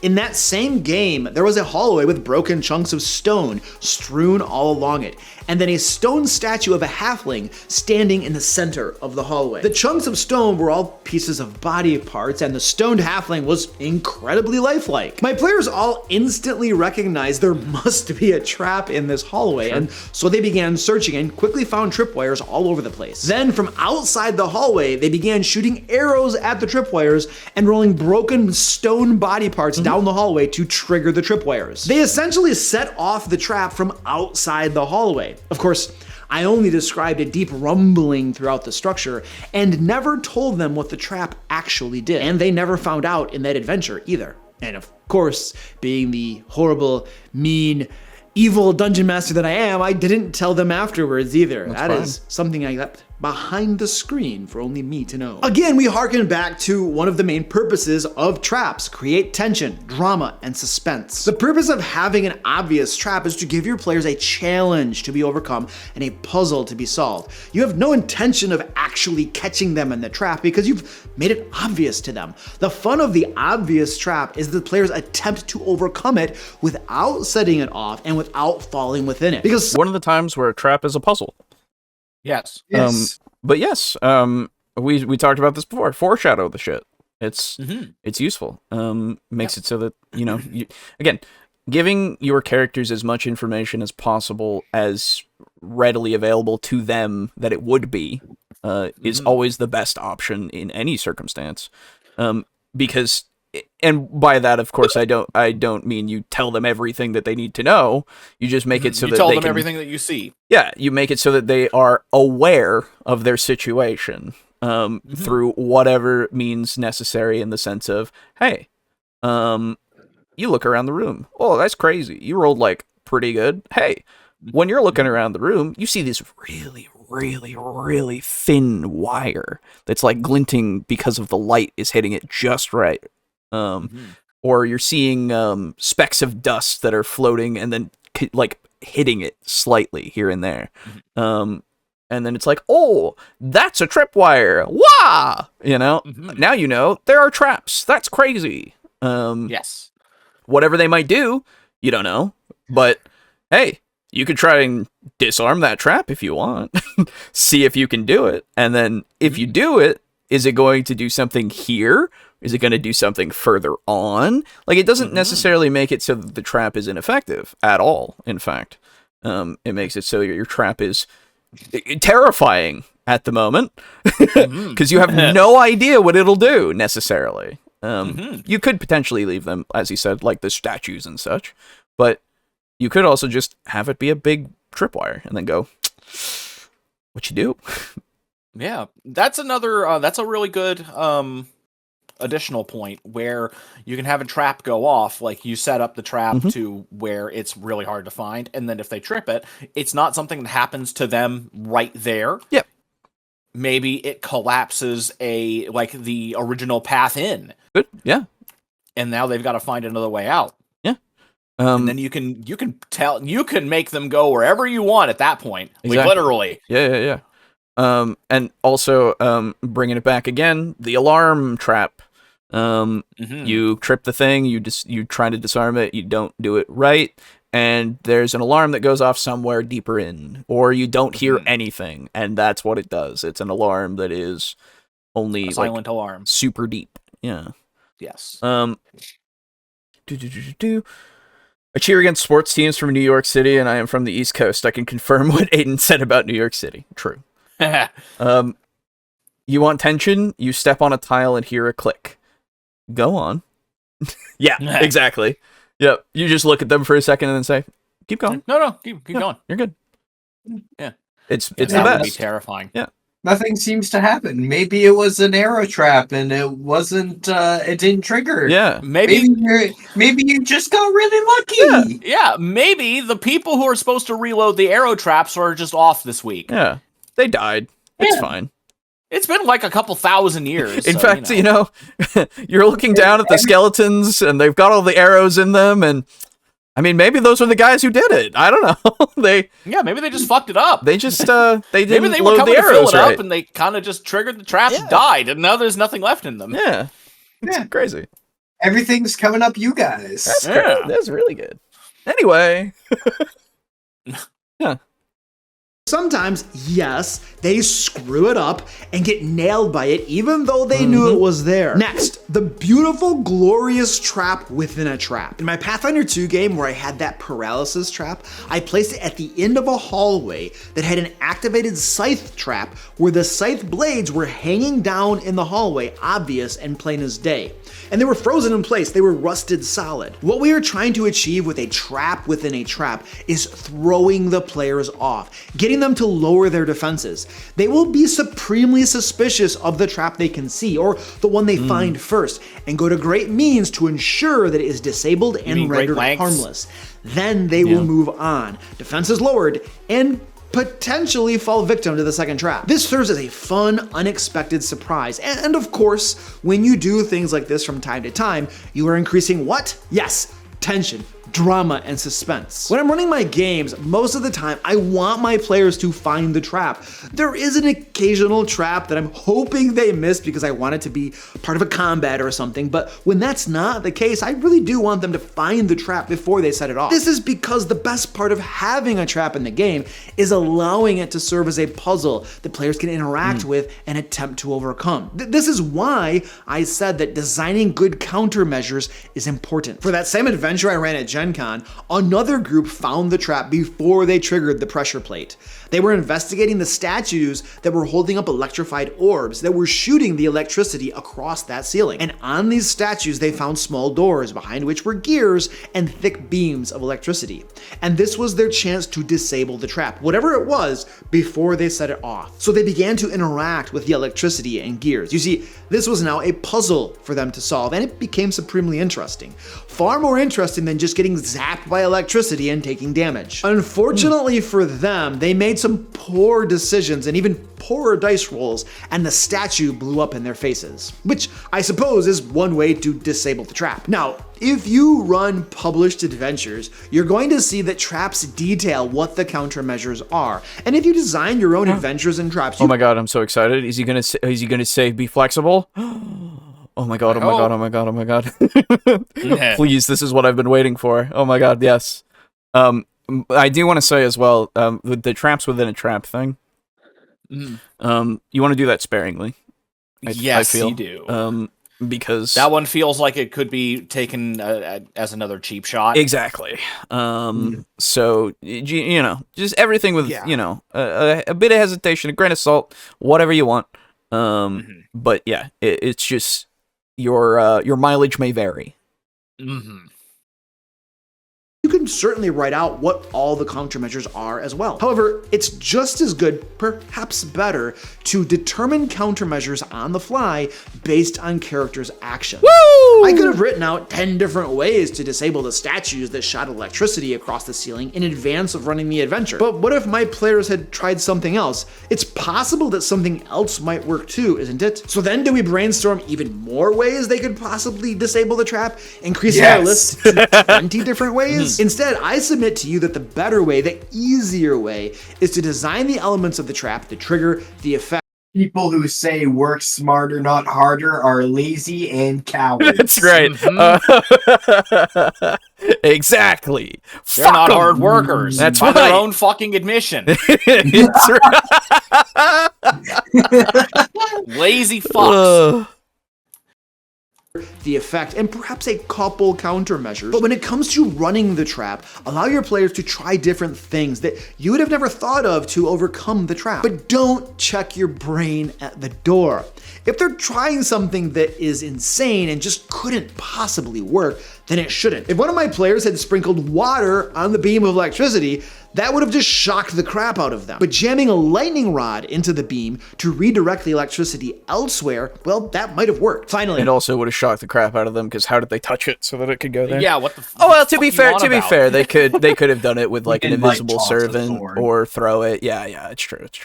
Okay, yeah. Yeah, there are a couple ways. But I again, hey, he did it. He said it. We're good. This is the only point that I really wanted to come up in the video, and he's fucking done it. So we're good. Crazy. This already. You know what? I would actually send this to people. I would, because except for the bacon rant, that's the only thing that I'm like. Bacon rant's a little cringe. Yeah, it's pretty cringe. But it's not a little. It's very. But yeah, no, everything else has been just fine. Absolutely. I'm well acquainted with cringe. You can trust me. Yeah. Well, I don't cringe. find it my place to criticize because I had some bacon like just now. So, Yes, but you're not one of those kinds of people that are like, oh, bacon is literally the greatest thing that has ever been invented. Yeah, and it's also, you're not telling people to potentially discriminate against people who don't eat bacon. That's cringe. Yeah. That's cringe. Yeah, having bacon certified. is fine. Yeah, no, everything else, fine. The actual saying, can we agree, like, even as a joke, that's cringe. You know all your vegan friends? Yeah. Fuck them. Pick one adjective to describe them with. Vegan or friends? Exactly, right? Like, that's the bad part. Don't actually do that. No, of course. We don't advocate for that at all. Jesus. No. Bacon's not that fucking good. Christ. It's decent, but like... Yeah, exactly. Yeah. It's fine. I had Chiral mushrooms just a couple days ago, and those are pretty fucking excellent. Yeah, man. You feel like a mosquito just bit you on the back of the neck. That's a good one, too. Oh, jeez. Yeah. That's great.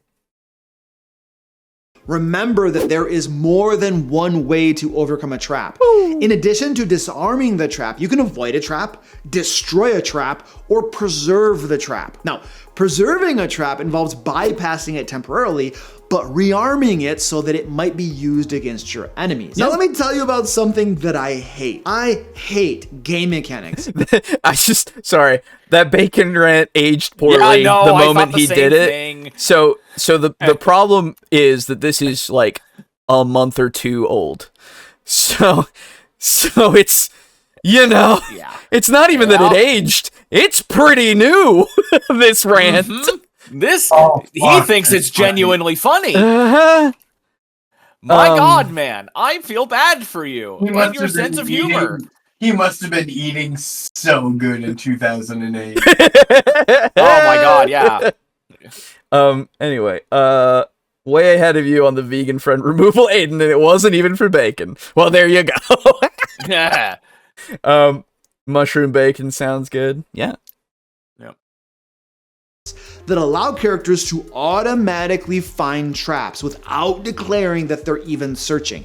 In my games, in order to find a trap, you must declare that you're looking for one. Now, the trick to doing so in such a way that the game doesn't grind to a near halt with players checking every 5-foot square for traps is twofold. First, you use traps judiciously, and your players know it. They know that traps aren't lurking around every bend and in every hallway, but instead are used to guard certain things and locations and treasures. Second, I think that's actually a really important point is placement.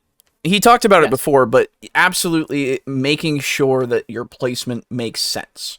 Makes logical sense and makes it so, like, you've done your foreshadowing, you've had them figure out that traps do exist. Hell, they've had some at the door, but they're not necessarily in the hallways that you have to use to travel, you know, and that people would be using to travel who actually would be in this structure, potentially.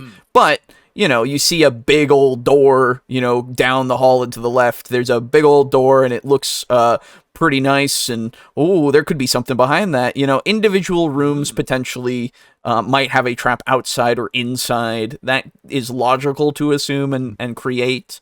And hell, just the door may be a trap, so burn it down. Exactly, burn the door down every time you see it, no matter what. Even if it's made of metal, burn it. Yep. Heat metal. Heat metal exists. That's right. Specifically for that. That's right. But legitimately, it's just, I think that's the most important thing for, or a very, very important thing for design is just for a dungeon or whatever you're going to use the trap for. Put it where it makes logical sense that it would be, as Aiden was saying before. In fact, so. I think, I don't remember if it was I think it might have been in Volo's guide, where, you know, toward the beginning of that book where they go over, like, different, like, enemy dungeons and shit. And they went over, I want to say it was like a kobold den or a goblin den or something like that. Where I believe it was kobolds. Oh, okay. Well, they go over that den, and they're like, oh,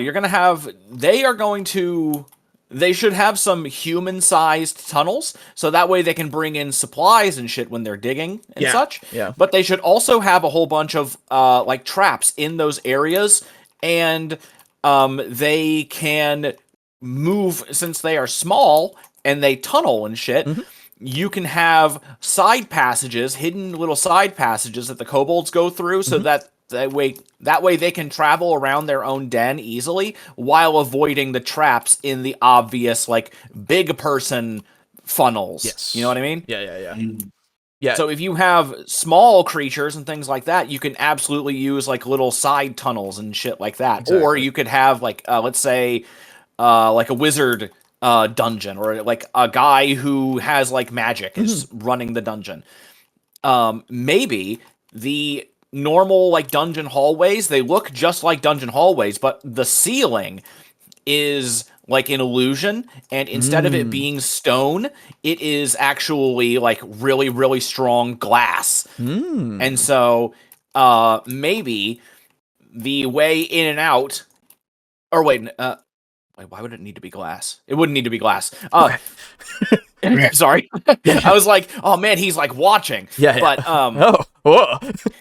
he's like watching their progress through the whole dungeon. That's an interesting thing, but it's not a trap. But, you know, maybe that, like, the upper section of the dungeon, like, above the ceiling, that's the way in and out for him. Maybe they're like, there's, like, a magic circle in his, like, main lair.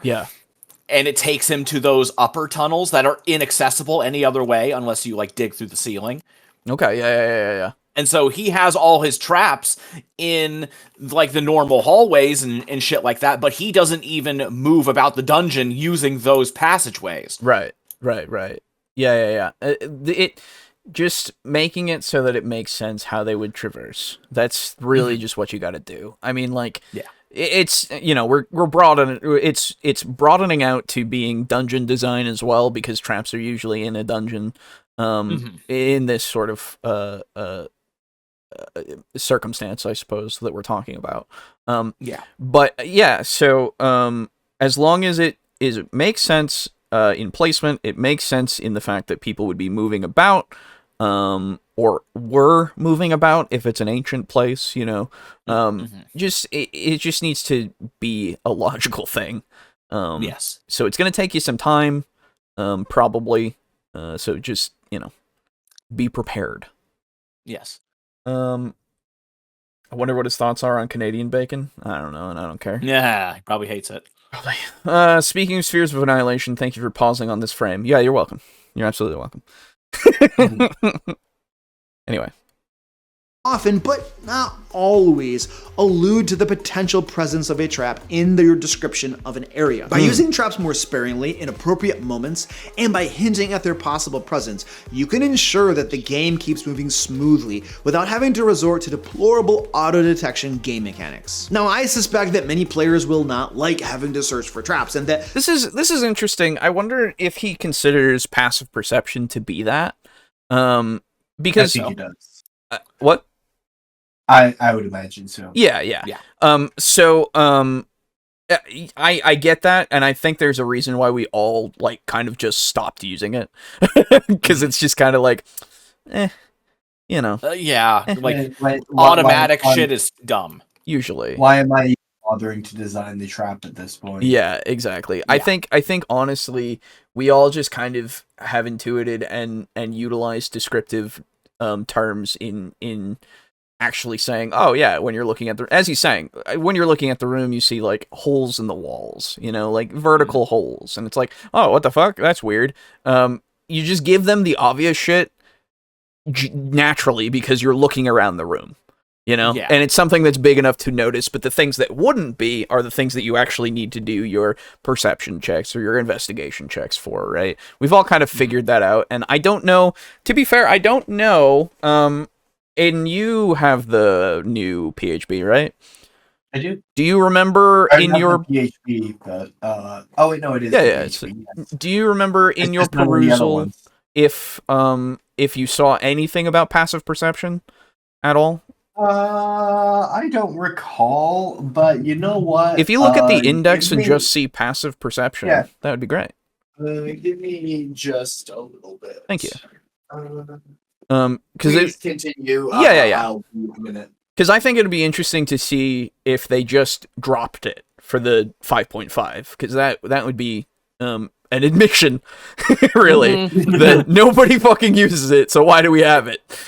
Yeah, just get rid of it. Because I think that would be something that would be an immediate. Yeah, we don't need this. Yeah, we never needed it to begin with. Yeah. To just have this auto detection on. However, I firmly believe that's because they played far too many games where traps sucked and where they were nothing more than a DM screw job where they rolled a saving throw and then took damage. If players were allowed to experience more games where traps were ran in a better, more interesting way, they might feel differently. Don't overlook the power of complex traps. A complex trap is one that is played out using combat rounds, and this adds a dynamic element to the encounter. In that electrified hallway trap with the anti-gravity field, when the first group triggered the trap and began to rise up into the electricity, I declared the initial effects and then had all the players roll initiative. You see, characters who had been levitated up into the electrical field would keep on taking damage as long as they stayed there. So it was extremely relevant how long they were there and how they tried to get themselves out of the electricity and the anti-gravity field. It was, I guess, I don't have a problem with this. I think it's actually, it's splendid to use traps that use initiative. That makes sense. I think just for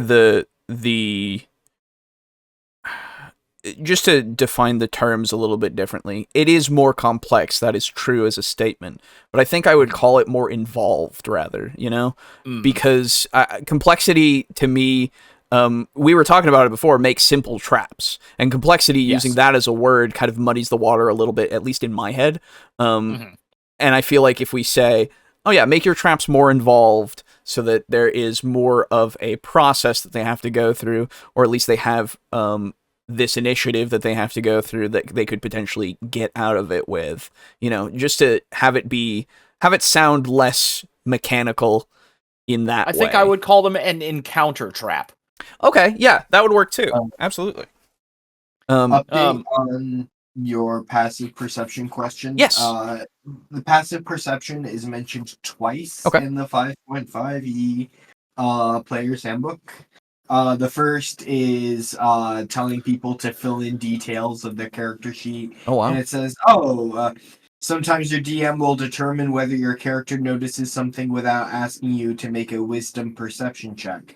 The DM uses your passive perception instead, and it describes what passive perception is. And then the next one is like in the glossary that defines terms. It basically covers passive perception again. Gotcha. So given the fact that passive perception is so rarely used within the 5.5e PHP, I would expect it has more of a foothold in the DMG, which we will have to wait and see. It might actually, yeah. Because in that they'll probably talk about traps and stuff that have passive perception and all. Yeah, you're probably right, because they did that with the 5 DMG, I think. They did indeed. So, yeah, okay. Yeah. Passive perception is meant to be a stat that players do not worry about, is the vibe I'm getting. Yeah. Passive perception is meant to be like the DM takes it into account. Yeah, it's a DM tool. And like players don't worry about it often, if ever.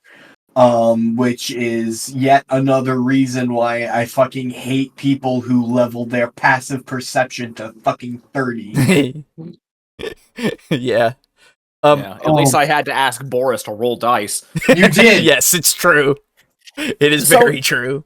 Returning to this trap, the encounter trap, as I'm going to call it. Yeah. I'm not sure I would even have it, like, have people roll initiative at this point. Sure. I would honestly just have them be like, either I would just ask, because they're not trying to outrun anything. You know, the trap is just happening. Well, I understand it as the fact that it will continuously do damage. So he's giving them the ability to stop that. You know? Oh no, that's not the issue. Oh, okay.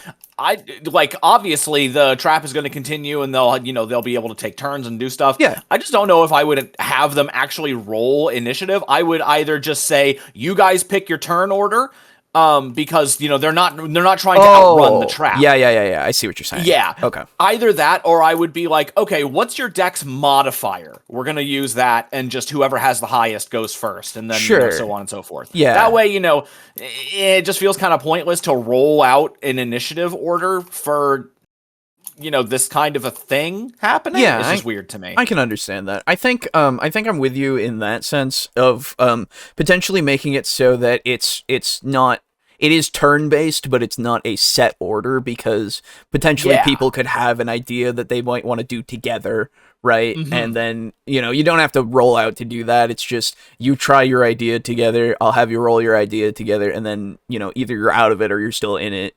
And then, when we hit the top of the round, per se, you'll take damage or not.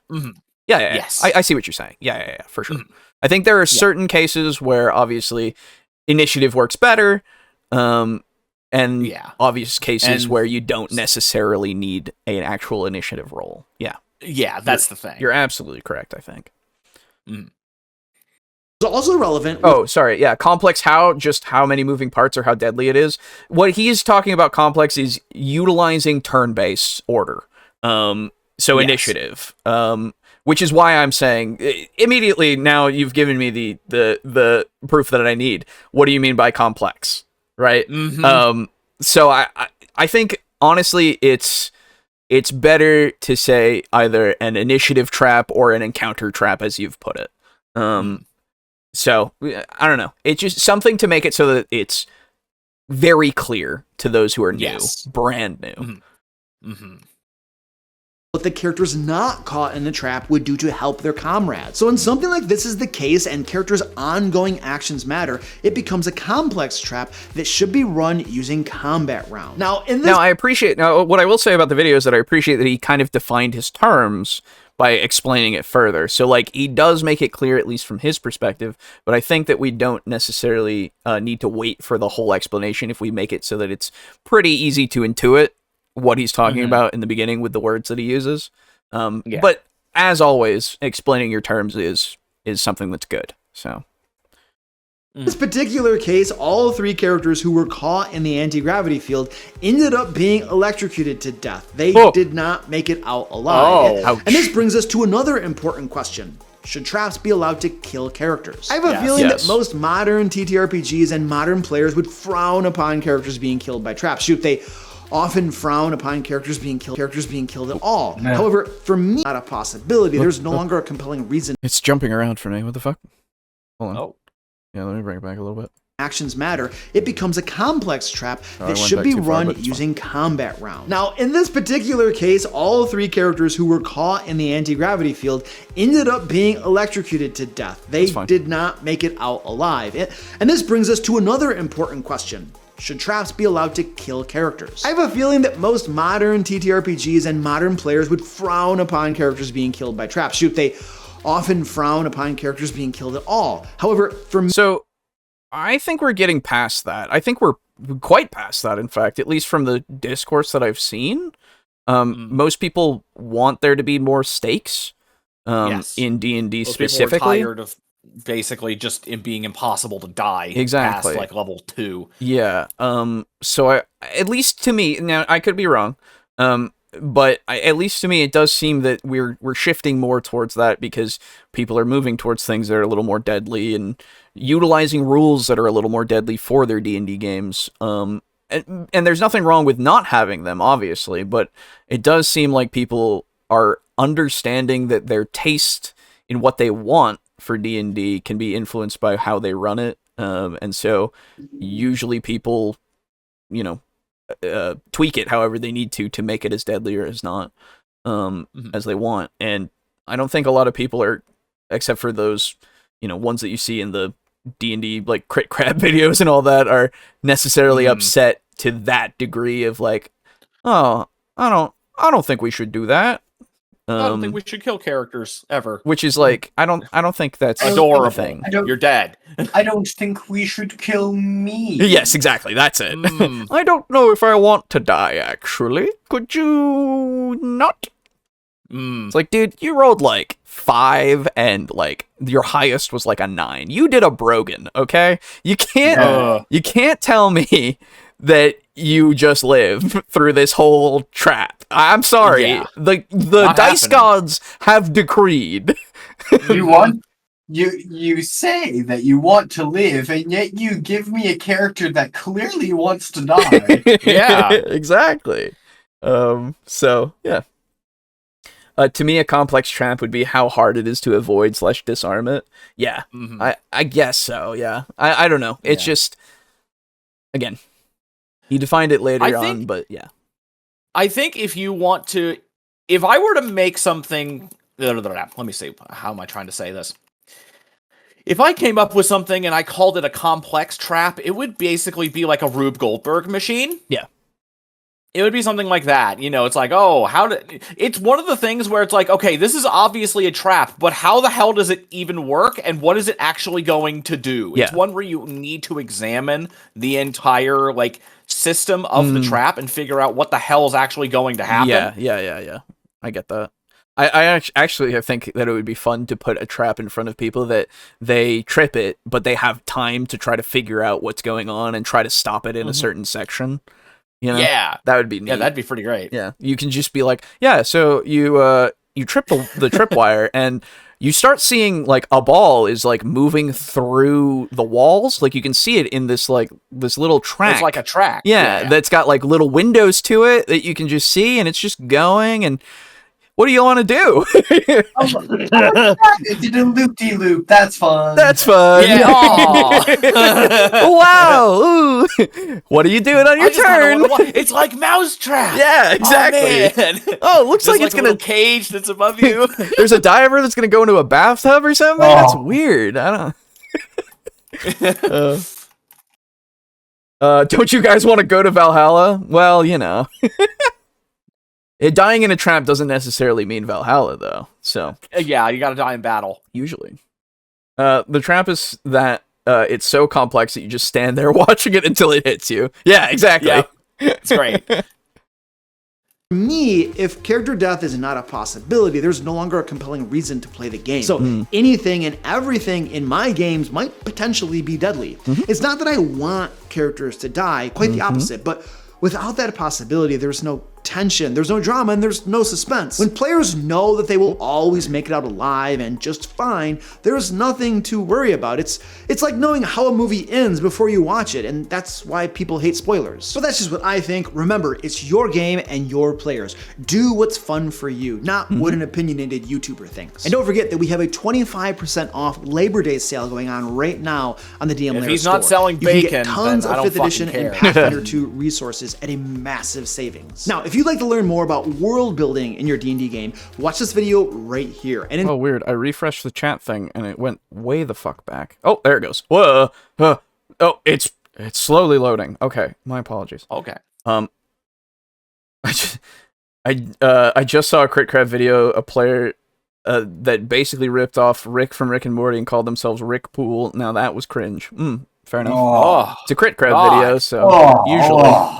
Yep. Maybe Valhalla will accept dying in a battle of wits. No. Oh, okay. But potentially, who knows? Yeah. Until next time, happy game mastering. Thanks. Yeah, good video. Except for the cringe. Yeah, except for the cringe. But that's one thing he will never escape.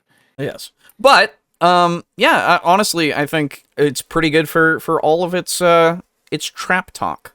Good shit. Anyway, so now we've talked about traps. Now I have tricks. Oh boy. Indeed. So this next video we're going to be talking about is by Bandits Keep, called Use... Bandit Keith? What? Bandits Keep. Yeah. No, it's not an American man in a motorcycle jacket. I'm sorry. But, yeah, so These gun dragons. That's right. This is use tricks instead of traps in your Dungeons and Dragons game. Okay. An interesting way to put it. I don't know what that means. So we will see. Tricks are for kids. True. They are. So yeah. Just like D&D is it's for kids. That's right. So I guess let's find out about tricks, eh? Mm-hmm. Welcome to Bandits Keep. Thanks. I'm Daniel. Hi, Daniel. In this video, we're going to talk about tricks. Not GM tricks or player tricks or tricks to making good characters or that type of thing, but tricks in relationship to traps. A lot of times people use them together, tricks and traps. But this can be kind of confusing as what is the difference? And recently on Discord, we were talking about this. I had mentioned that I tend to prefer these days to use more tricks than traps. Okay. And it was suggested this might be a good video, and let's see if it is. All right, so first of all, I have done a couple of videos on traps. Sure. One is just on traps in general, and we talk about the purpose of a trap. And I think that's key here. So let's go over that first. What is the purpose of a trap? Once we know that, we can start to differentiate it from a trick. Well, I'm assuming that he's going to say the same kind of thing that we've heard already, which is increase, tension, suspense. Blah! Suspension, yeah. Suspension. Make the car not jump. It's fine. Yeah. Make the bridge collapse in on itself. That's right. Yes. Tension, suspense, and drama, as well as potential resource draining, right? Mm-hmm. Now, what I remember hearing this term in relation to D&D before, it was on a Seth video, actually. And a trick is something it is some kind of like an unexpected effect that is kind of... I mean, it's been a long time since I watched the video, but basically the example was they go into a room and there's like a book. And if you pick up the book, it opens a portal or something. And that's all it is. And it's actually a very simple, just like more like a change rather than an actual like encounter or something that's meant to damage you. Okay. It's just kind of weird, Right. It's not necessarily a misdirection. Well, it kind of is. Just it's unexpected. It's like a non-hostile event. Yes. Okay. I see what you're saying. I guess what I would say, I guess status effects and such would be counted as hostile in that case, right? It's displacement, it's disorientation rather than damage or debilitation. Yes, exactly. Okay. I see what you're saying. What was weird to me was that the player only sounded like Rick and not Deadpool, so why make the name Rickpool? Because cringe. Yeah. It's okay that you don't understand the cringe. That is all Yeah, right. That's fine. One might call it, in fact, a mercy. Yes. Yes. Exactly. So The fact that you did not understand the cringe makes you based. That's right. That's right. Really to kill, to capture, to delay, to warn, and on some level to kind of to root people around. And I talk about this in detail in the other video. I'll put a link in the description. Fair enough. Okay, so we're getting mechanical things for traps, I see, rather than narrative focus, which is fair enough. That's another way to look at it. And I don't disagree. So the other video about traps, I talk a little bit about tricks in it. And that one I'm more talking about, different types of traps, how you can use traps that are less deadly and effects beyond the kill part of it. So if you're interested in that, again, both videos will be in the show notes. But what's the point of the trick? Well, this might sound obvious, but the point of a trick is to trick. Trick what, though? Trick players, but also player characters, into using resources. Okay, when we think about a trap, we're thinking, who set the trap? What's the reason for the trap? Right. In the trick realm, I tend to think they're best, or I like to use them most, in more of an underworld type thing, where the dungeon itself is alive, and the tricks are often set by the dungeon, but they could have been set by some previous owner or even somebody who's there now. We're trying to trick the players into wasting a resource. So obviously, this is most effective in games that have a lot of resource management. Resources might be time, it might be light source, it might be their encumbrance, it might be rations, it could be spells, it could even be gear, if it's the gear is lost or whatever. So the tricks are meant to kind of whittle away at what the player characters are holding. Typically not their hit points, in my opinion, but, again, it depends on the trick. Sure. So the first place I want to take a look at and show you guys is in original Dungeons & Dragons. This is book 3, which is the Underworld and Wilderness Adventures, and you could almost think of it as the first DMG. I don't know if that's really the way, but let's take a look. Okay, this is in our section. Oh, we have source. Yes. Oh my god. I don't know what page it is, but yes. Either way. We have text. We have written word. Indeed. Standards are low on this channel. Anything at all. Anything. So that's right. Yeah. We rarely see them. That's the problem. Yeah. Are we rating Willy Wonka's Chocolate Factory tonight? I didn't intend that as a euphemism. Okay. Then no. If that's supposed to be as is. That's the problem with YouTube chat. It's too late to take back what you said. True. Very true. On tricks and traps on my iPad here. Some examples they give of false stairs, either up or down, right? So again, tricking the players. All right, we're going to go down a level, but actually they go up, or vice versa, which could be very deadly because in a traditional dungeon, the deeper you go, the more deadly it becomes. Sure. Steps which lead to a slanting passage. So you go up and then it slants down, or you go down and then it slants up. So again, you are tricked. You think you're one place, but you're somewhere else. The first one seems to be something that would have to be done probably with magic, just false stairs where you think you're going one way, but you're actually going another way. The second one is architectural, right? So that could have been there all along. Why? Who knows? We can make that up as we go along. The point is that it's real interesting and gives that dwarf the chance to use their detect sloping passages ability. Teleportation areas are mentioned here. Which I guess that was a thing. They have... Okay. I assume. That's fucking weird. Yeah, that's right. That used to be a thing. That's so random. Because they knew how to go down. They knew, and all that kind of stuff. Yeah. No, that was like, it was weird, man. That's hilarious. All of this could just have been solved with a level, though. It's true. Yeah, but, dwarves. I want to play a dwarf, so that way I know when I'm walking on a slanted path. Yeah, it was very strange. You want to be a dwarf, so that way you can detect when you are on a slanting path. I want to be a dwarf so that I can shout rock and stone. We are not the same. Exactly. No, absolutely. Yeah, so I mean, these are neat ideas and everything, and I like the creation of dungeons in that way, to have magical means that make it so that you get lost, basically. In order to deter you from continuing on, / making it so that it's more of a puzzle at that point, right? Of like, how do we need to disenchant something?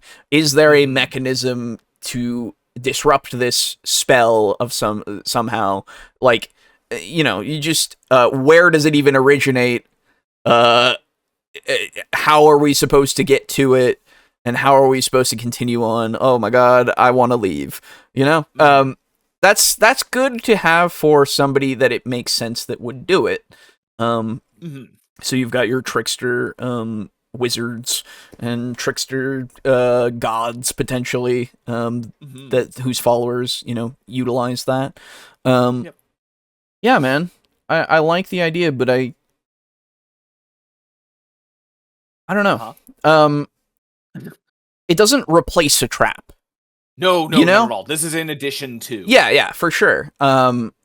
It's just, I guess you use tricks instead of traps is the idea here, for the video. Oh. So.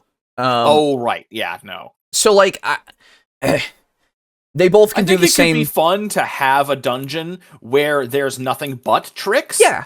It's the trick house, right? Yeah, it's literally the trick house. It's the trick house from Pokemon. Yeah. And yeah, that's fun and everything. But I don't see it being used a lot in different places necessarily, right? No. Because most of the time, again, as we've talked about, people usually who are making it so that people are deterred from their wealth or whatever they're guarding are dead, because death is the ultimate CC and also deterrent. And also deterrent. So, so it's just, I don't know. Again, I'm not opposed to this being utilized in different places, in specific places even, but it doesn't replace traps, usually. No.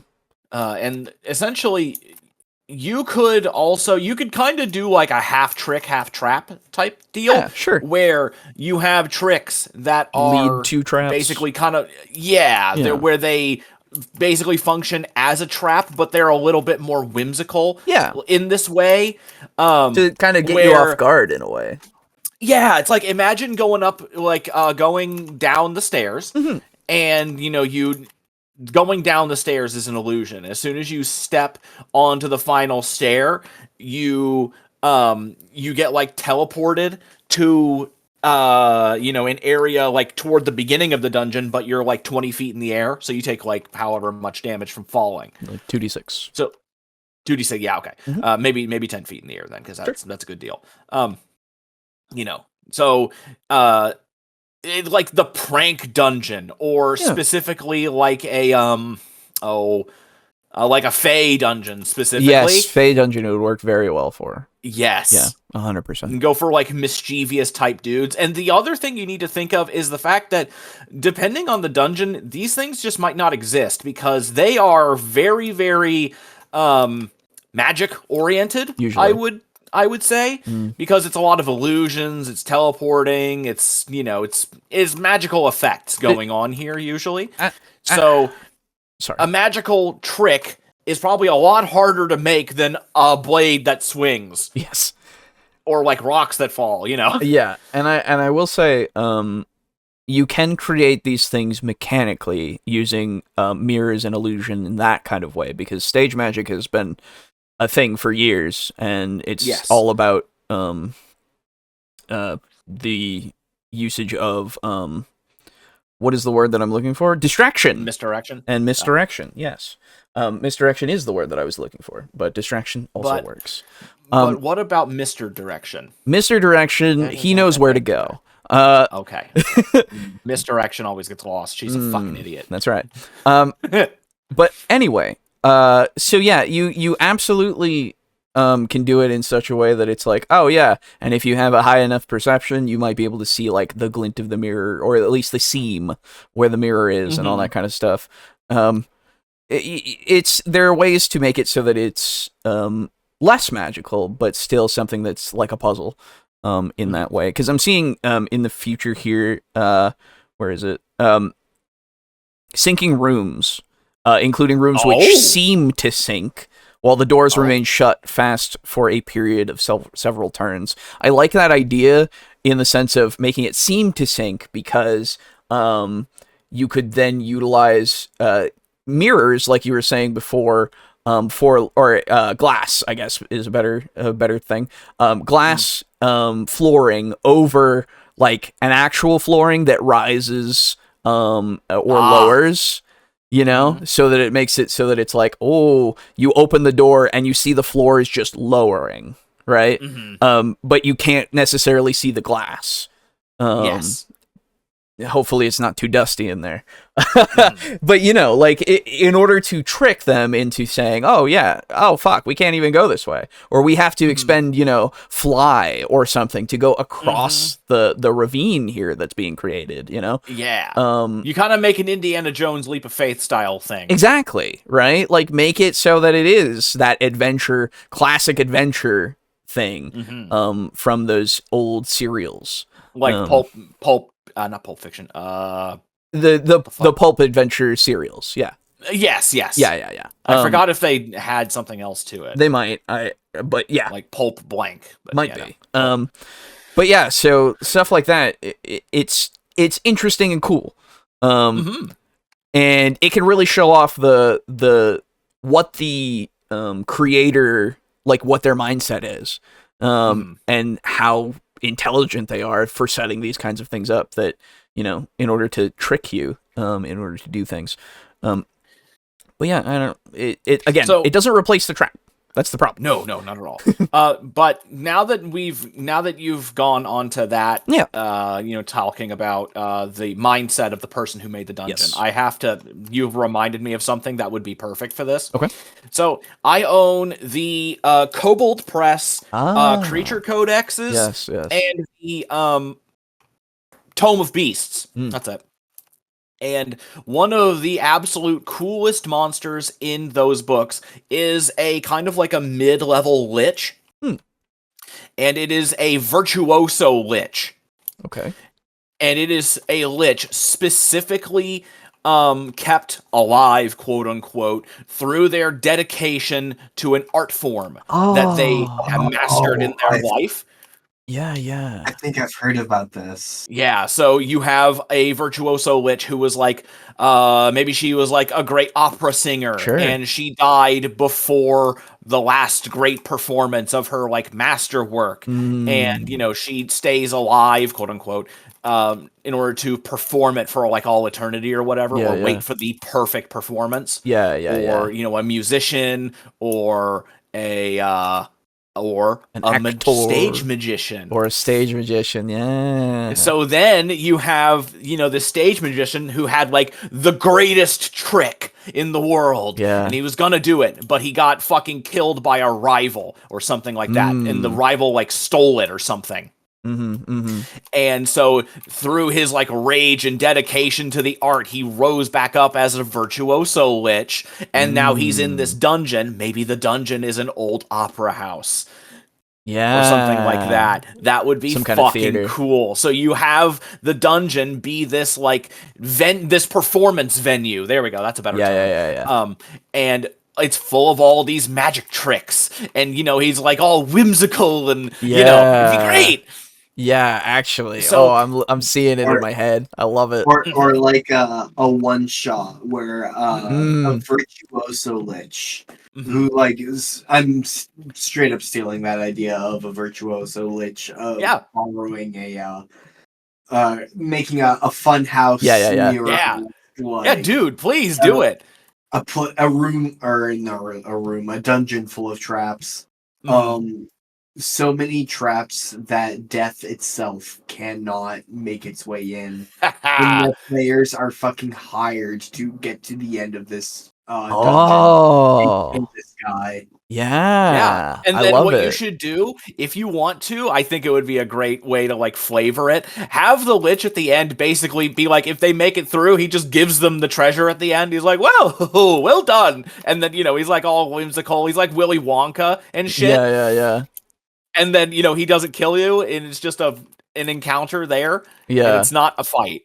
At the end, it's the Virtuoso Lich, and he's like, hey, so I can teleport out of here at any time, and I've just been, like, having, like, my own affairs with people, like, I buy food and whatever. I just kind of lay low here so that death can't find me. You don't have to kill me. You can stay here and lay low here with me forever and become immortal yourselves. Oh, true. Yeah. Have you considered that? That's actually this could be your base. We consideration. could be roommates. Tell me stories of the outside world. It's been so long. I would love to hear your tales.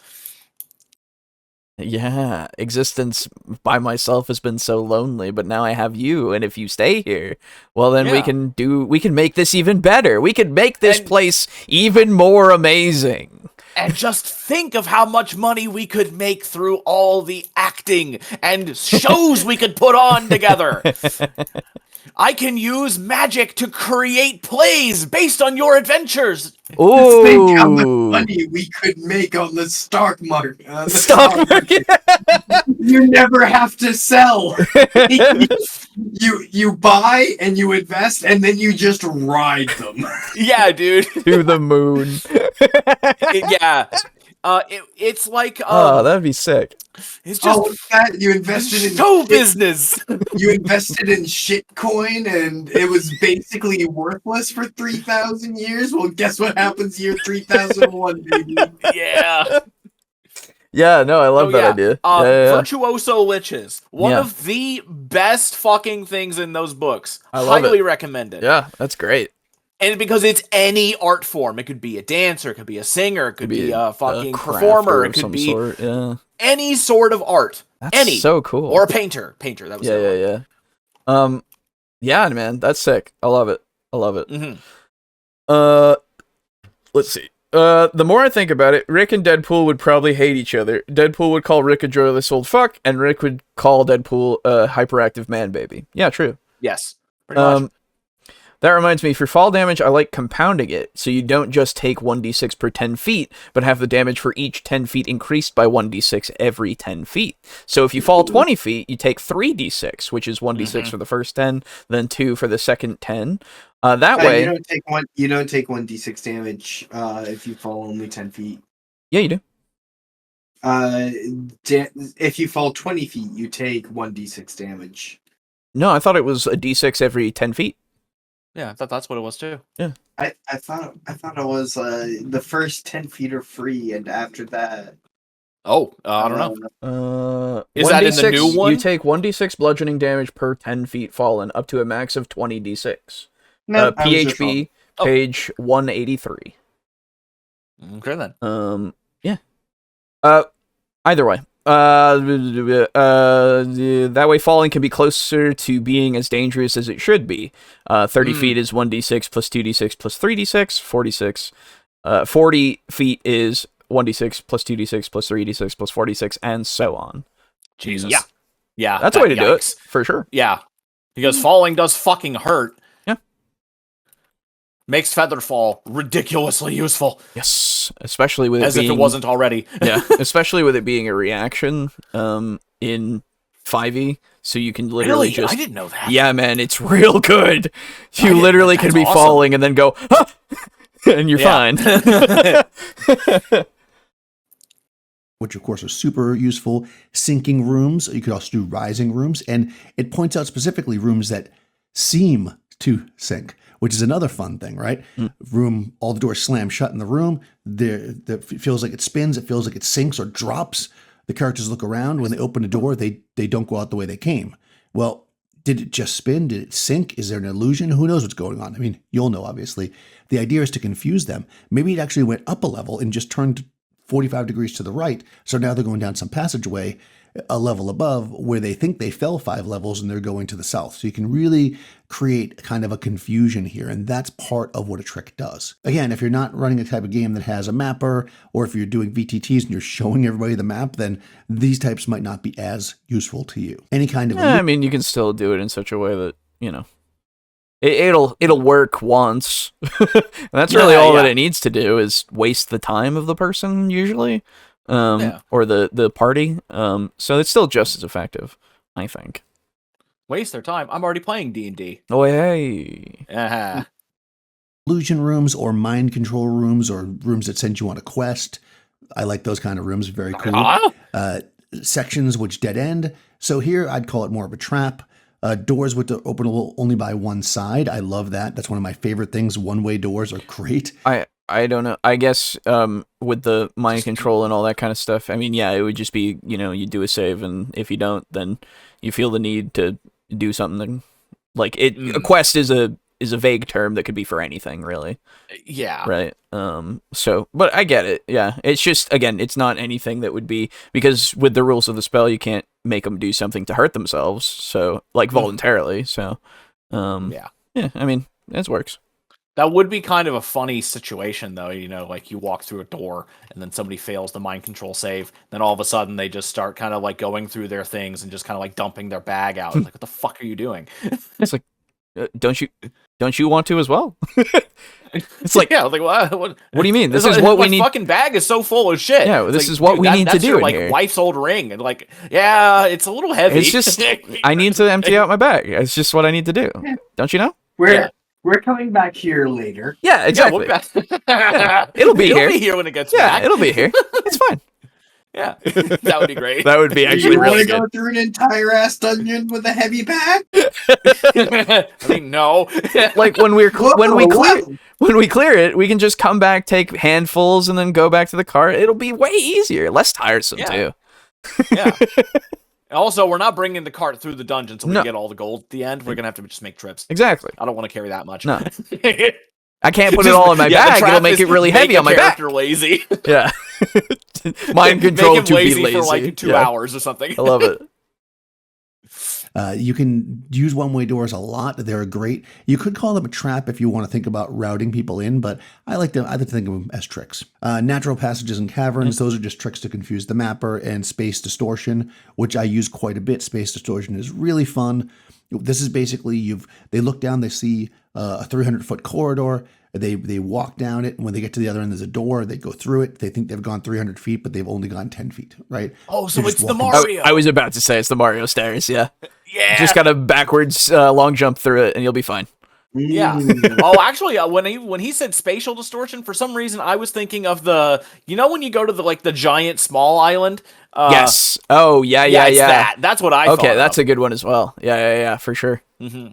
Giant small island? Yeah, big small place where if you go through a certain painting, everything is way bigger than you. If you go through another one, it's the same size, and then if you go through it's when you're running to the painting themselves. Yeah, like one of them, and they get way big or way small. Yeah, it's great. Yeah, but when you enter the door initially, they both look like they're the same size. Yeah. Super slow or whatever, right? So it eats up time, even though they didn't really get very far. Or the opposite. They think they only went 10 feet and they went 300 and the door locks behind them with that one-way door, right? Now they're like, okay, we got to map our way back. They think they've only gone 10 feet, but they've gone 300. Now they're completely confused as to where they are. In fact, maybe it not only was a space distortion, but it also had a slope, right? So now they've gone up or down a level and they've gone further over. Again, we're confusing them. That's what a trick is. True. And I suppose that this is the right time to say, as you have to say in every video, a disclaimer. Don't do this too much unless it's specifically like a trick dungeon that they've been put into. Love it. Sent to this trick dungeon by this magic user, wizard. He's like, find your way out. Ha ha ha ha. That's one thing. But if you're just using it in a regular dungeon, one of these every once in a while is what you really want to do. Not too much. Now, in my system I normally use when I do these videos to show you guys kind of how I learned how to play a Basic Expert or Moldvade Basic, more recently rewritten as OSE. Although I don't know if this section's in OSE. It might be. You can tell me in the comments. They have a section on traps and stuff, but they have a section called Special, which is the closest thing to tricks. It's not exactly the same, but let's just take a quick look at it. Okay, under Special here, love it. See it in the corner there. We've got a moaning room or corridor, so sounds can definitely be good tricks, right? People are always listening at doors. What's over there? Maybe in what? There's a treasure trap in there. Save versus poison or die. Ah, yes. It's the very first one. I didn't see that. Yeah. Tiny huge island. Thank you. That's it. Yes. Room has the chattering sounds of goblin. It's kind of incoherent. You can't really make it out. What is it? What's making that sound? So they're thinking, oh, there's goblins in here. What are we going to do? Maybe they avoid the room, or maybe they charge in there and make a bunch of noise, smash the door down with their weapons making noise, and there's nothing in there, right? You do that a couple of times, and then people get a little more less careful, let's say, because they're like, oh, it's going to be another trick, and then they get caught by goblins. Right. You can do that, but again, be wary. And think about why it might do that. Was the place a goblin like breeding spot? If you do some kind of mythical way the goblins are bred, as opposed to them just being creatures, and maybe somehow their essence is in the walls. Is there some magic item? Maybe their magic user created an item that does this to confuse people. There could be lots of reasons why this could be here, and maybe it's even an item that you could pick up and get. Maybe it's some kind of like seashell that when turned up it chatters in goblin, right? And that could be useful. The players could use it later. So. Some of these tricks can be real fun, right? You just need to have a way. Maybe they can't shut it up. I don't know. I was going to say they need a way to shut it up, but let them figure that out. Okay. So again, nothing against any of this. It's good. It's all good ideas. Good. There's not much to say. It's the problem, right? Yeah. We're at one of those videos. It's one of those videos. I think we kind of deserve one of those videos every now and then, don't you think? Well, it just means that I think we're just happy just listening to this guy, because he brings up a lot of really good points and a lot of really good ideas. I agree, and I think that you should, but I don't think it's suitable for the show, because I don't want to just sit here and listen to somebody else's video without saying anything. That's not the point, right?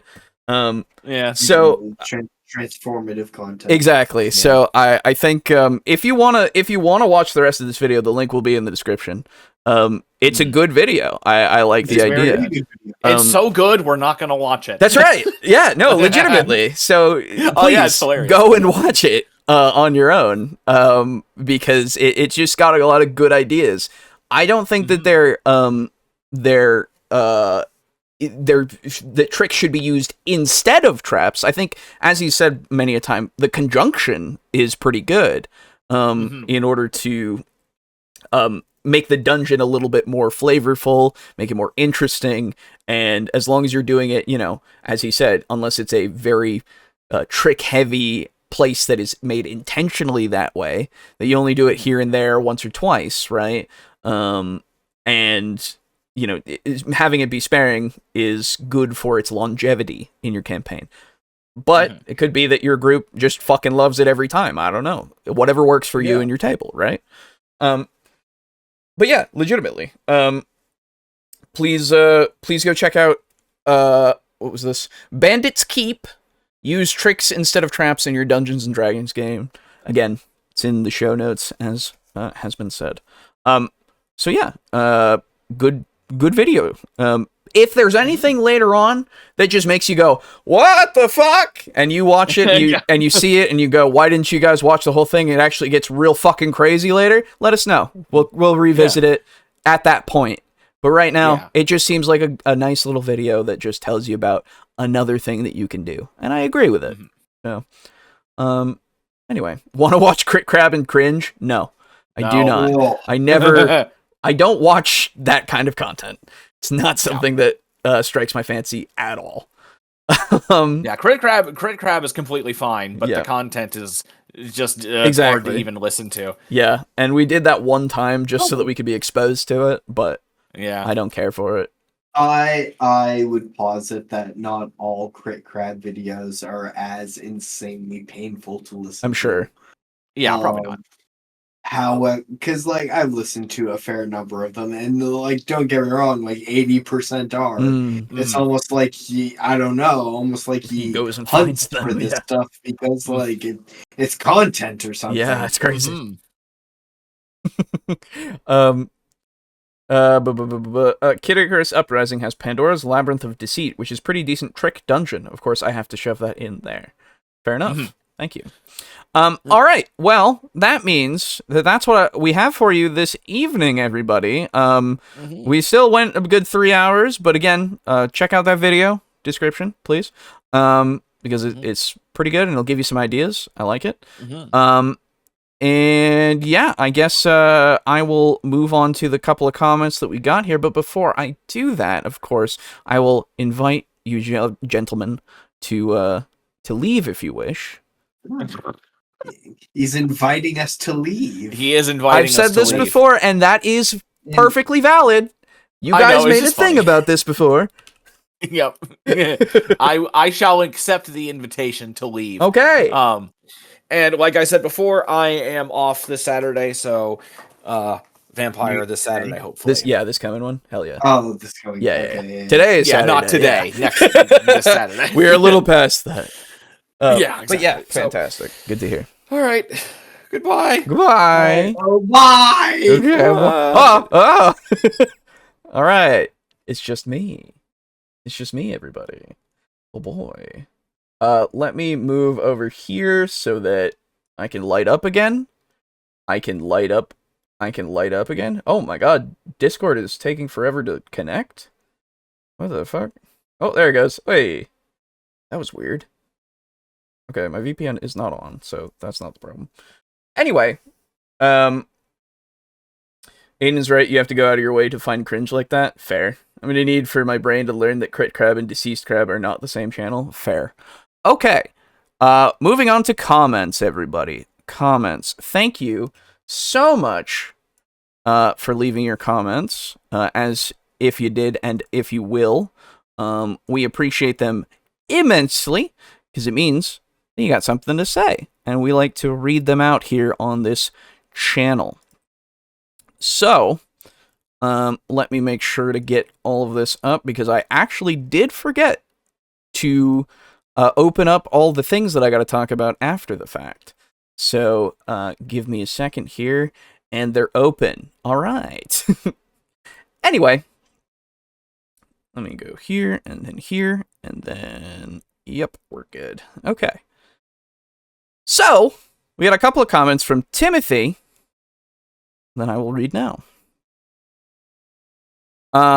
First one comes on episode 202, last couple weeks back episode, saying, "Hello, bros. New lore. Hello, and thank you." Leroy sat asleep in an armchair as Massimo chatted with Star Ruby, who was still healing in bed. Massimo: "Sir Leroy has really run himself into the ground, caring for your wounds, Star Ruby. You're one lucky ogre." Star Ruby: "Indeed I am. I'll have to work even harder to repay his kindness." Massimo: "Well, according to Leroy, you should be up and about in a few more days, at most." Good. I hate being stuck in bed. Just then, Targasus walked into the room. Massimo: "Good evening, third chair Targasus." Targasus: "You don't work for the IMO. You don't have to call me that." Star Ruby: "I trust your day went well." Targasus: "Ugh, I've had better." Leroy: "Wake up." The druid kicked Leroy twice. Leroy's eyes flew open. Leroy: "Yes, what is it?" he said, yawning. Targasus: "I met with the other two chairs dealing with Talathorn's problems. And, long story short, that they want a person on the inside of the Moon Valley to learn more about this weapon Cornell wants to make. And your name came up." "Oh, really? So you want me to spy on my big pink brother-in-law? And how am I supposed to do that? I don't want to put my life on the line by lying to him." "Who said lie to Cornell? Lie to the second and first chairs in this case.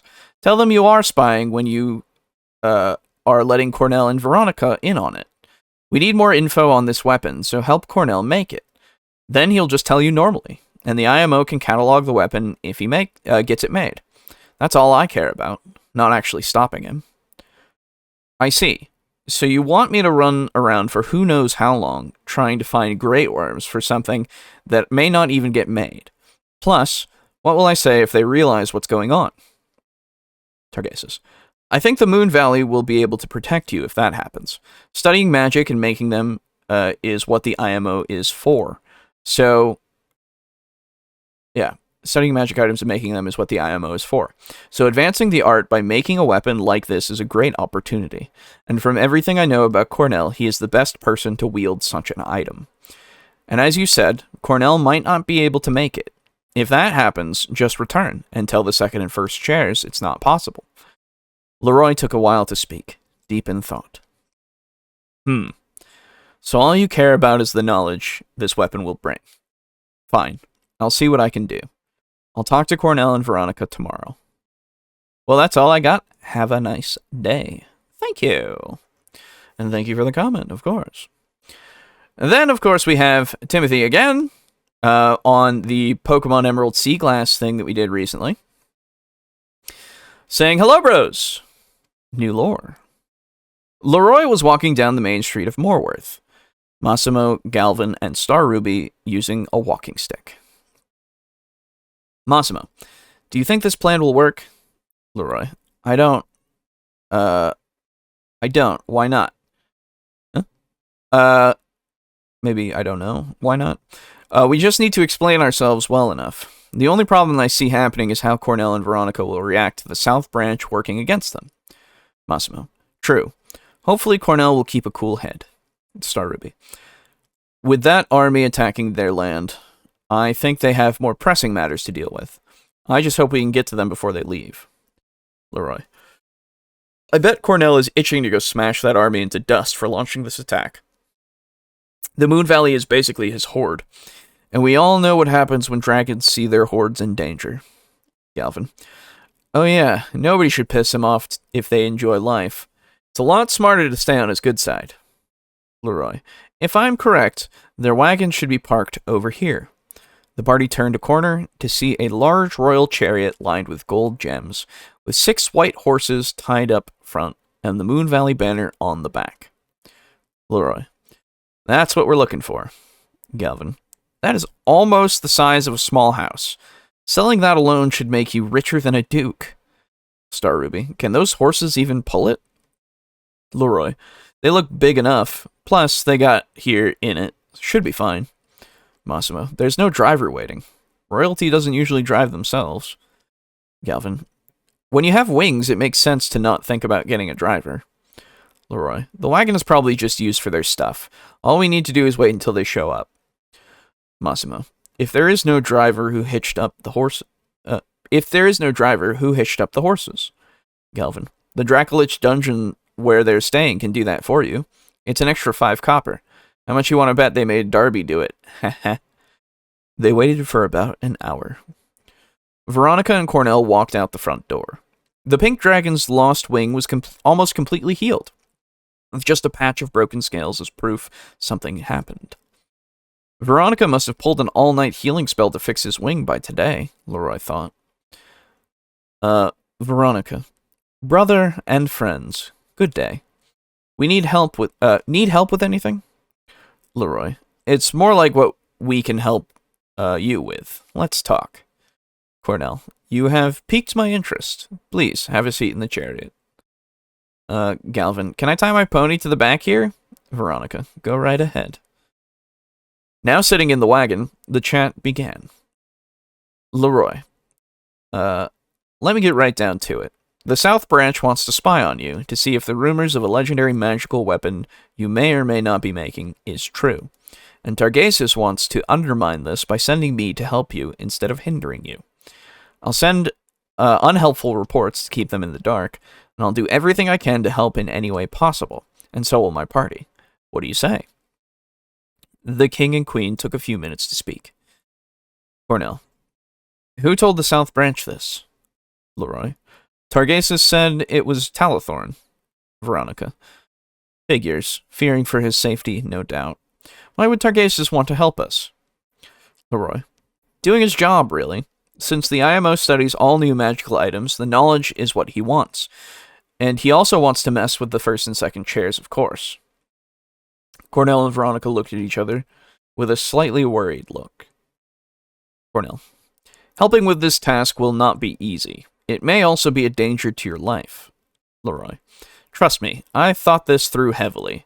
And as my feline friend here said before, I would rather be on your side than against you. Cornell. Very well, then. You can help us.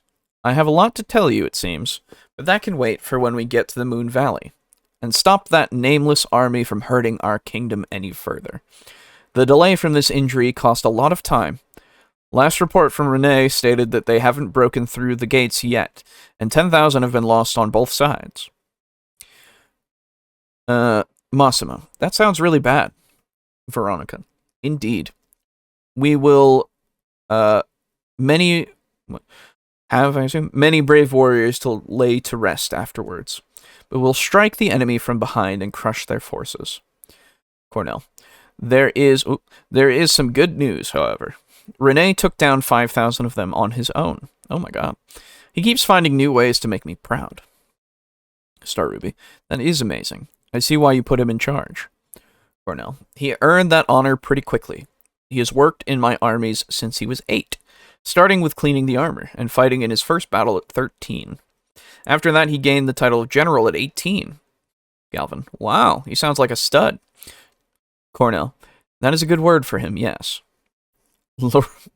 Leroy, if you don't mind me asking, that primal draconic rage, as Veronica called it, that you used in the tournament, is that a spell of some kind? Cornell. It is a skill that only dragons have. It can work by giving up my mental faculties, to break my limits, with 3 stages of use. The first stage, which is the one I use against Cyrus, gave up 25%. I can easily snap out of it, but it leaves me with a hangover like if I was drunk. The second stage gives up 50% and takes a lot more focus to break out of, and then I pass out for a while. And the third stage gives up 100%. I completely lose myself to it. I turn into a wild, untamed beast that will hurt friend as well as foe. And it would take a spell to bring me back. I would be out cold for at least a week to recover, and I would remember nothing I did during the event. Luckily, I never had to use stage 3 yet. Galvin. Damn, I should say so. Give a warning before you do, okay, buddy? Cornell. If I have the time. Haha. Galvin. On a lighter note, this chariot is great. Cornell. Thank you. I might need a bigger one in a few years when I grow in size. Some dragons see it as a pain, but I see it as a chance to try something new. Massimo. Do dragons ever stop growing? Cornell. No, we do not. It is one of our many gifts, growing both in size and power as the years go by. Some dragon types hatch smaller than others, and will never be able to catch up with the types born bigger. Reds, for example, hatch bigger than pinks. No matter how large I get, a red will always be bigger.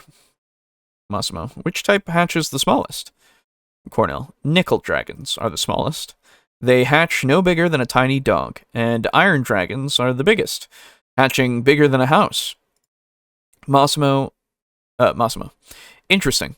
Thank you, Your Highness. Veronica. Well, let's get going, shall we? Veronica grabbed the leads of the horses and started forward. That's all I got. Have a nice day. Thank you. And thank you for the lore. All right. Well, we did it, everybody. That's all the lore. Thank you for hanging out with us and having another video that was a recommendation, really, rather than something that we had to pick apart. It's good to have that. As was said, it's good to have those every now and then, but at this point, if it's something that we can't pick apart a lot and we find ourselves, just sitting there and listening to it, really, then I think it's better for us to just recommend it and go about our day. If I have something else to put in its place, I will, but this time I did not, so sad. Did the primal draconic rage sound cool? Yeah, I liked it. Makes sense.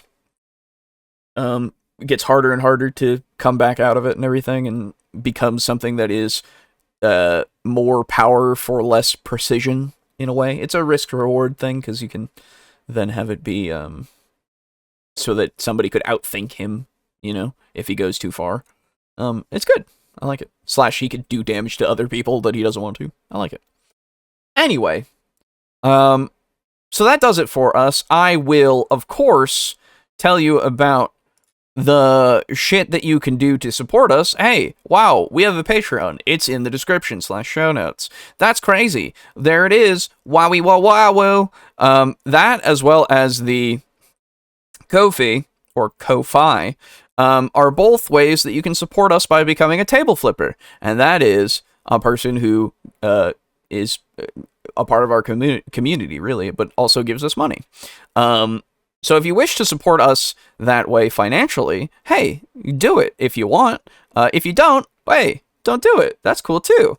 That being said, a big thank you goes out to Draco Kraken, Rick, aka Unit Rico, and Steely for being in tier 4 of our table flippers for so many fucking years. It's crazy. Thank you so much. We really appreciate it.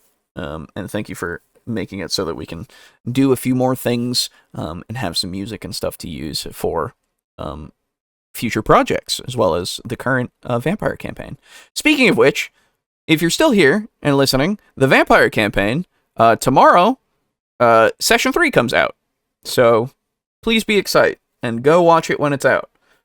It'll come out at 8 a.m., I think. So, if you don't wake up at 8 a.m. Eastern, then, it'll be there when you wake up, I guess.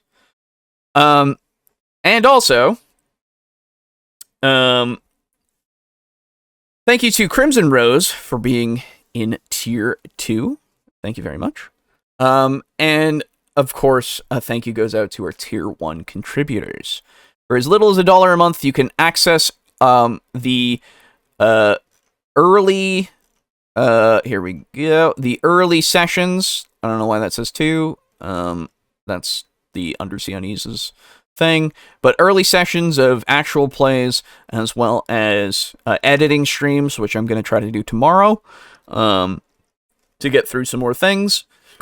Excuse me. Oh, goodness. I think I only have a few more that I have to do sooner rather than later, which is good because that means that I have less work on my plate, which means I can do more stuff. So I can fill that plate back up. Tomorrow as well.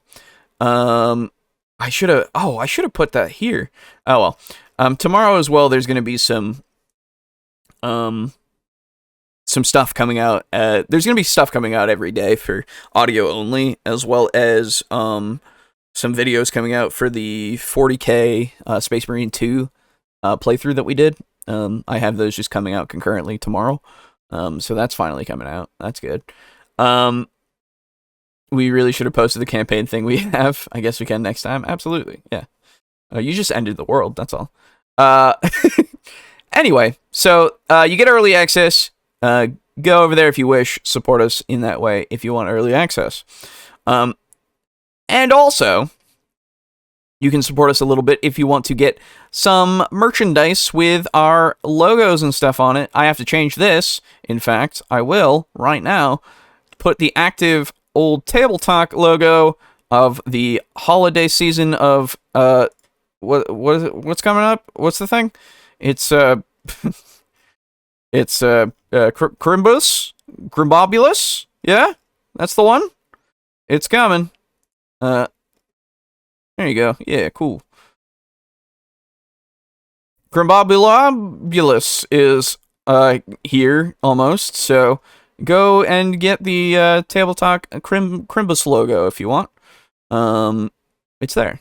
Let me go back to my store, and I'm gonna put this one back to rest. Deactivate. All right, cool. So yeah. Go for the TableTalk Christmas logo if you wish. Go for it. Mistakes were made. Or any of the other stuff. Go for it. And of course, going over to our website, link in the description, and going to the Support Us page will show you everything that I have talked about and will talk about. I have to fix this one, because this is actually incorrect now. So I'll fix that tomorrow.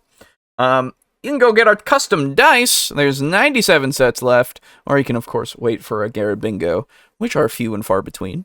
But there's a chance there if you want some more dice for you to win one. But you can buy it outright for $15, utilizing a payment feature that I think only uses PayPal, but I'm not sure if it can take anything else.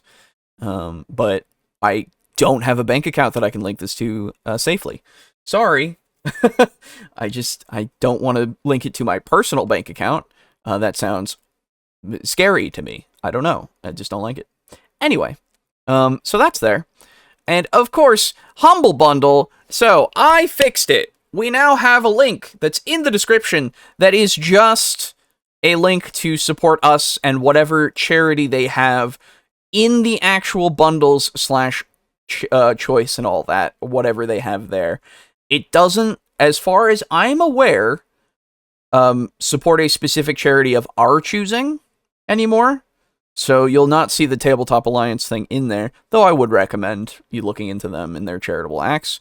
Right now there's a Pathfinder 2nd Edition Happy Birthday Remaster bundle from Paizo.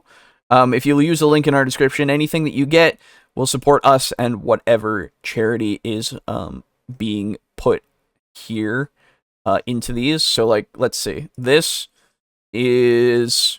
the charity is... Am I crazy? Hello? Where am I? Where is it? What's the charity? Here it is. Comic Books for Kids. There you go. That one's the charity that this one supports and everything. You can see about their stuff through that. I will say as well, being completely transparent, the percentage that we get from this link and everything that we do is far less than it was, which is fine. Honestly, the Humble stuff never made us that much money. I think we've only gotten like $200 over the 5 years that we've had this, which is fine. There's nothing wrong with that.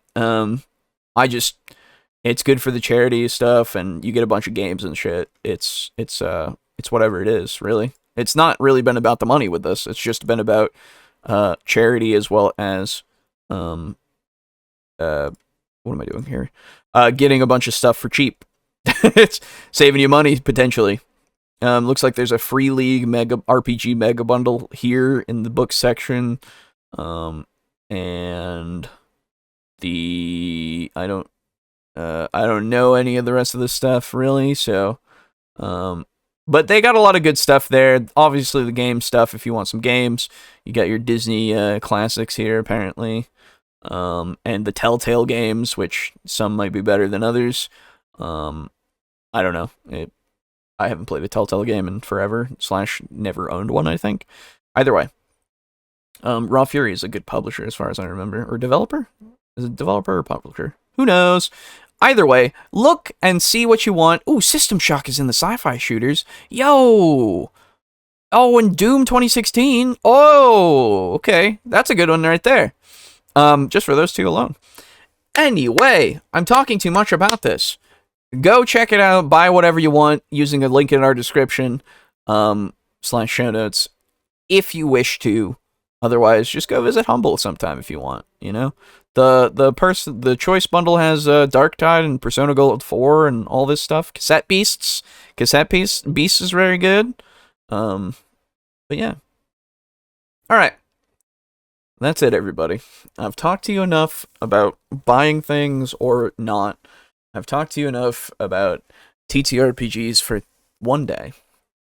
I think that I'm going to go, and I hope, very much so, that if you're new, that you only consider, you don't have to, because I can't tell you what to do. I'm not your dad. But consider liking the video, subscribing to the channel for more content, and utilizing that little comment feature to tell us why you think the things that you do. Because we like to engage by reading those comments and talking about them and everything. Or just come join the streams and talk in the chat, and we'll talk to you there. Either way. Yeah, that's it. Alright. Go on now. Go have a nice day. Nice night. Nice evening. Nice afternoon, nice morning, I don't know, whatever time it is for you right now. Have a good one, alright? See you next week. Bye-bye.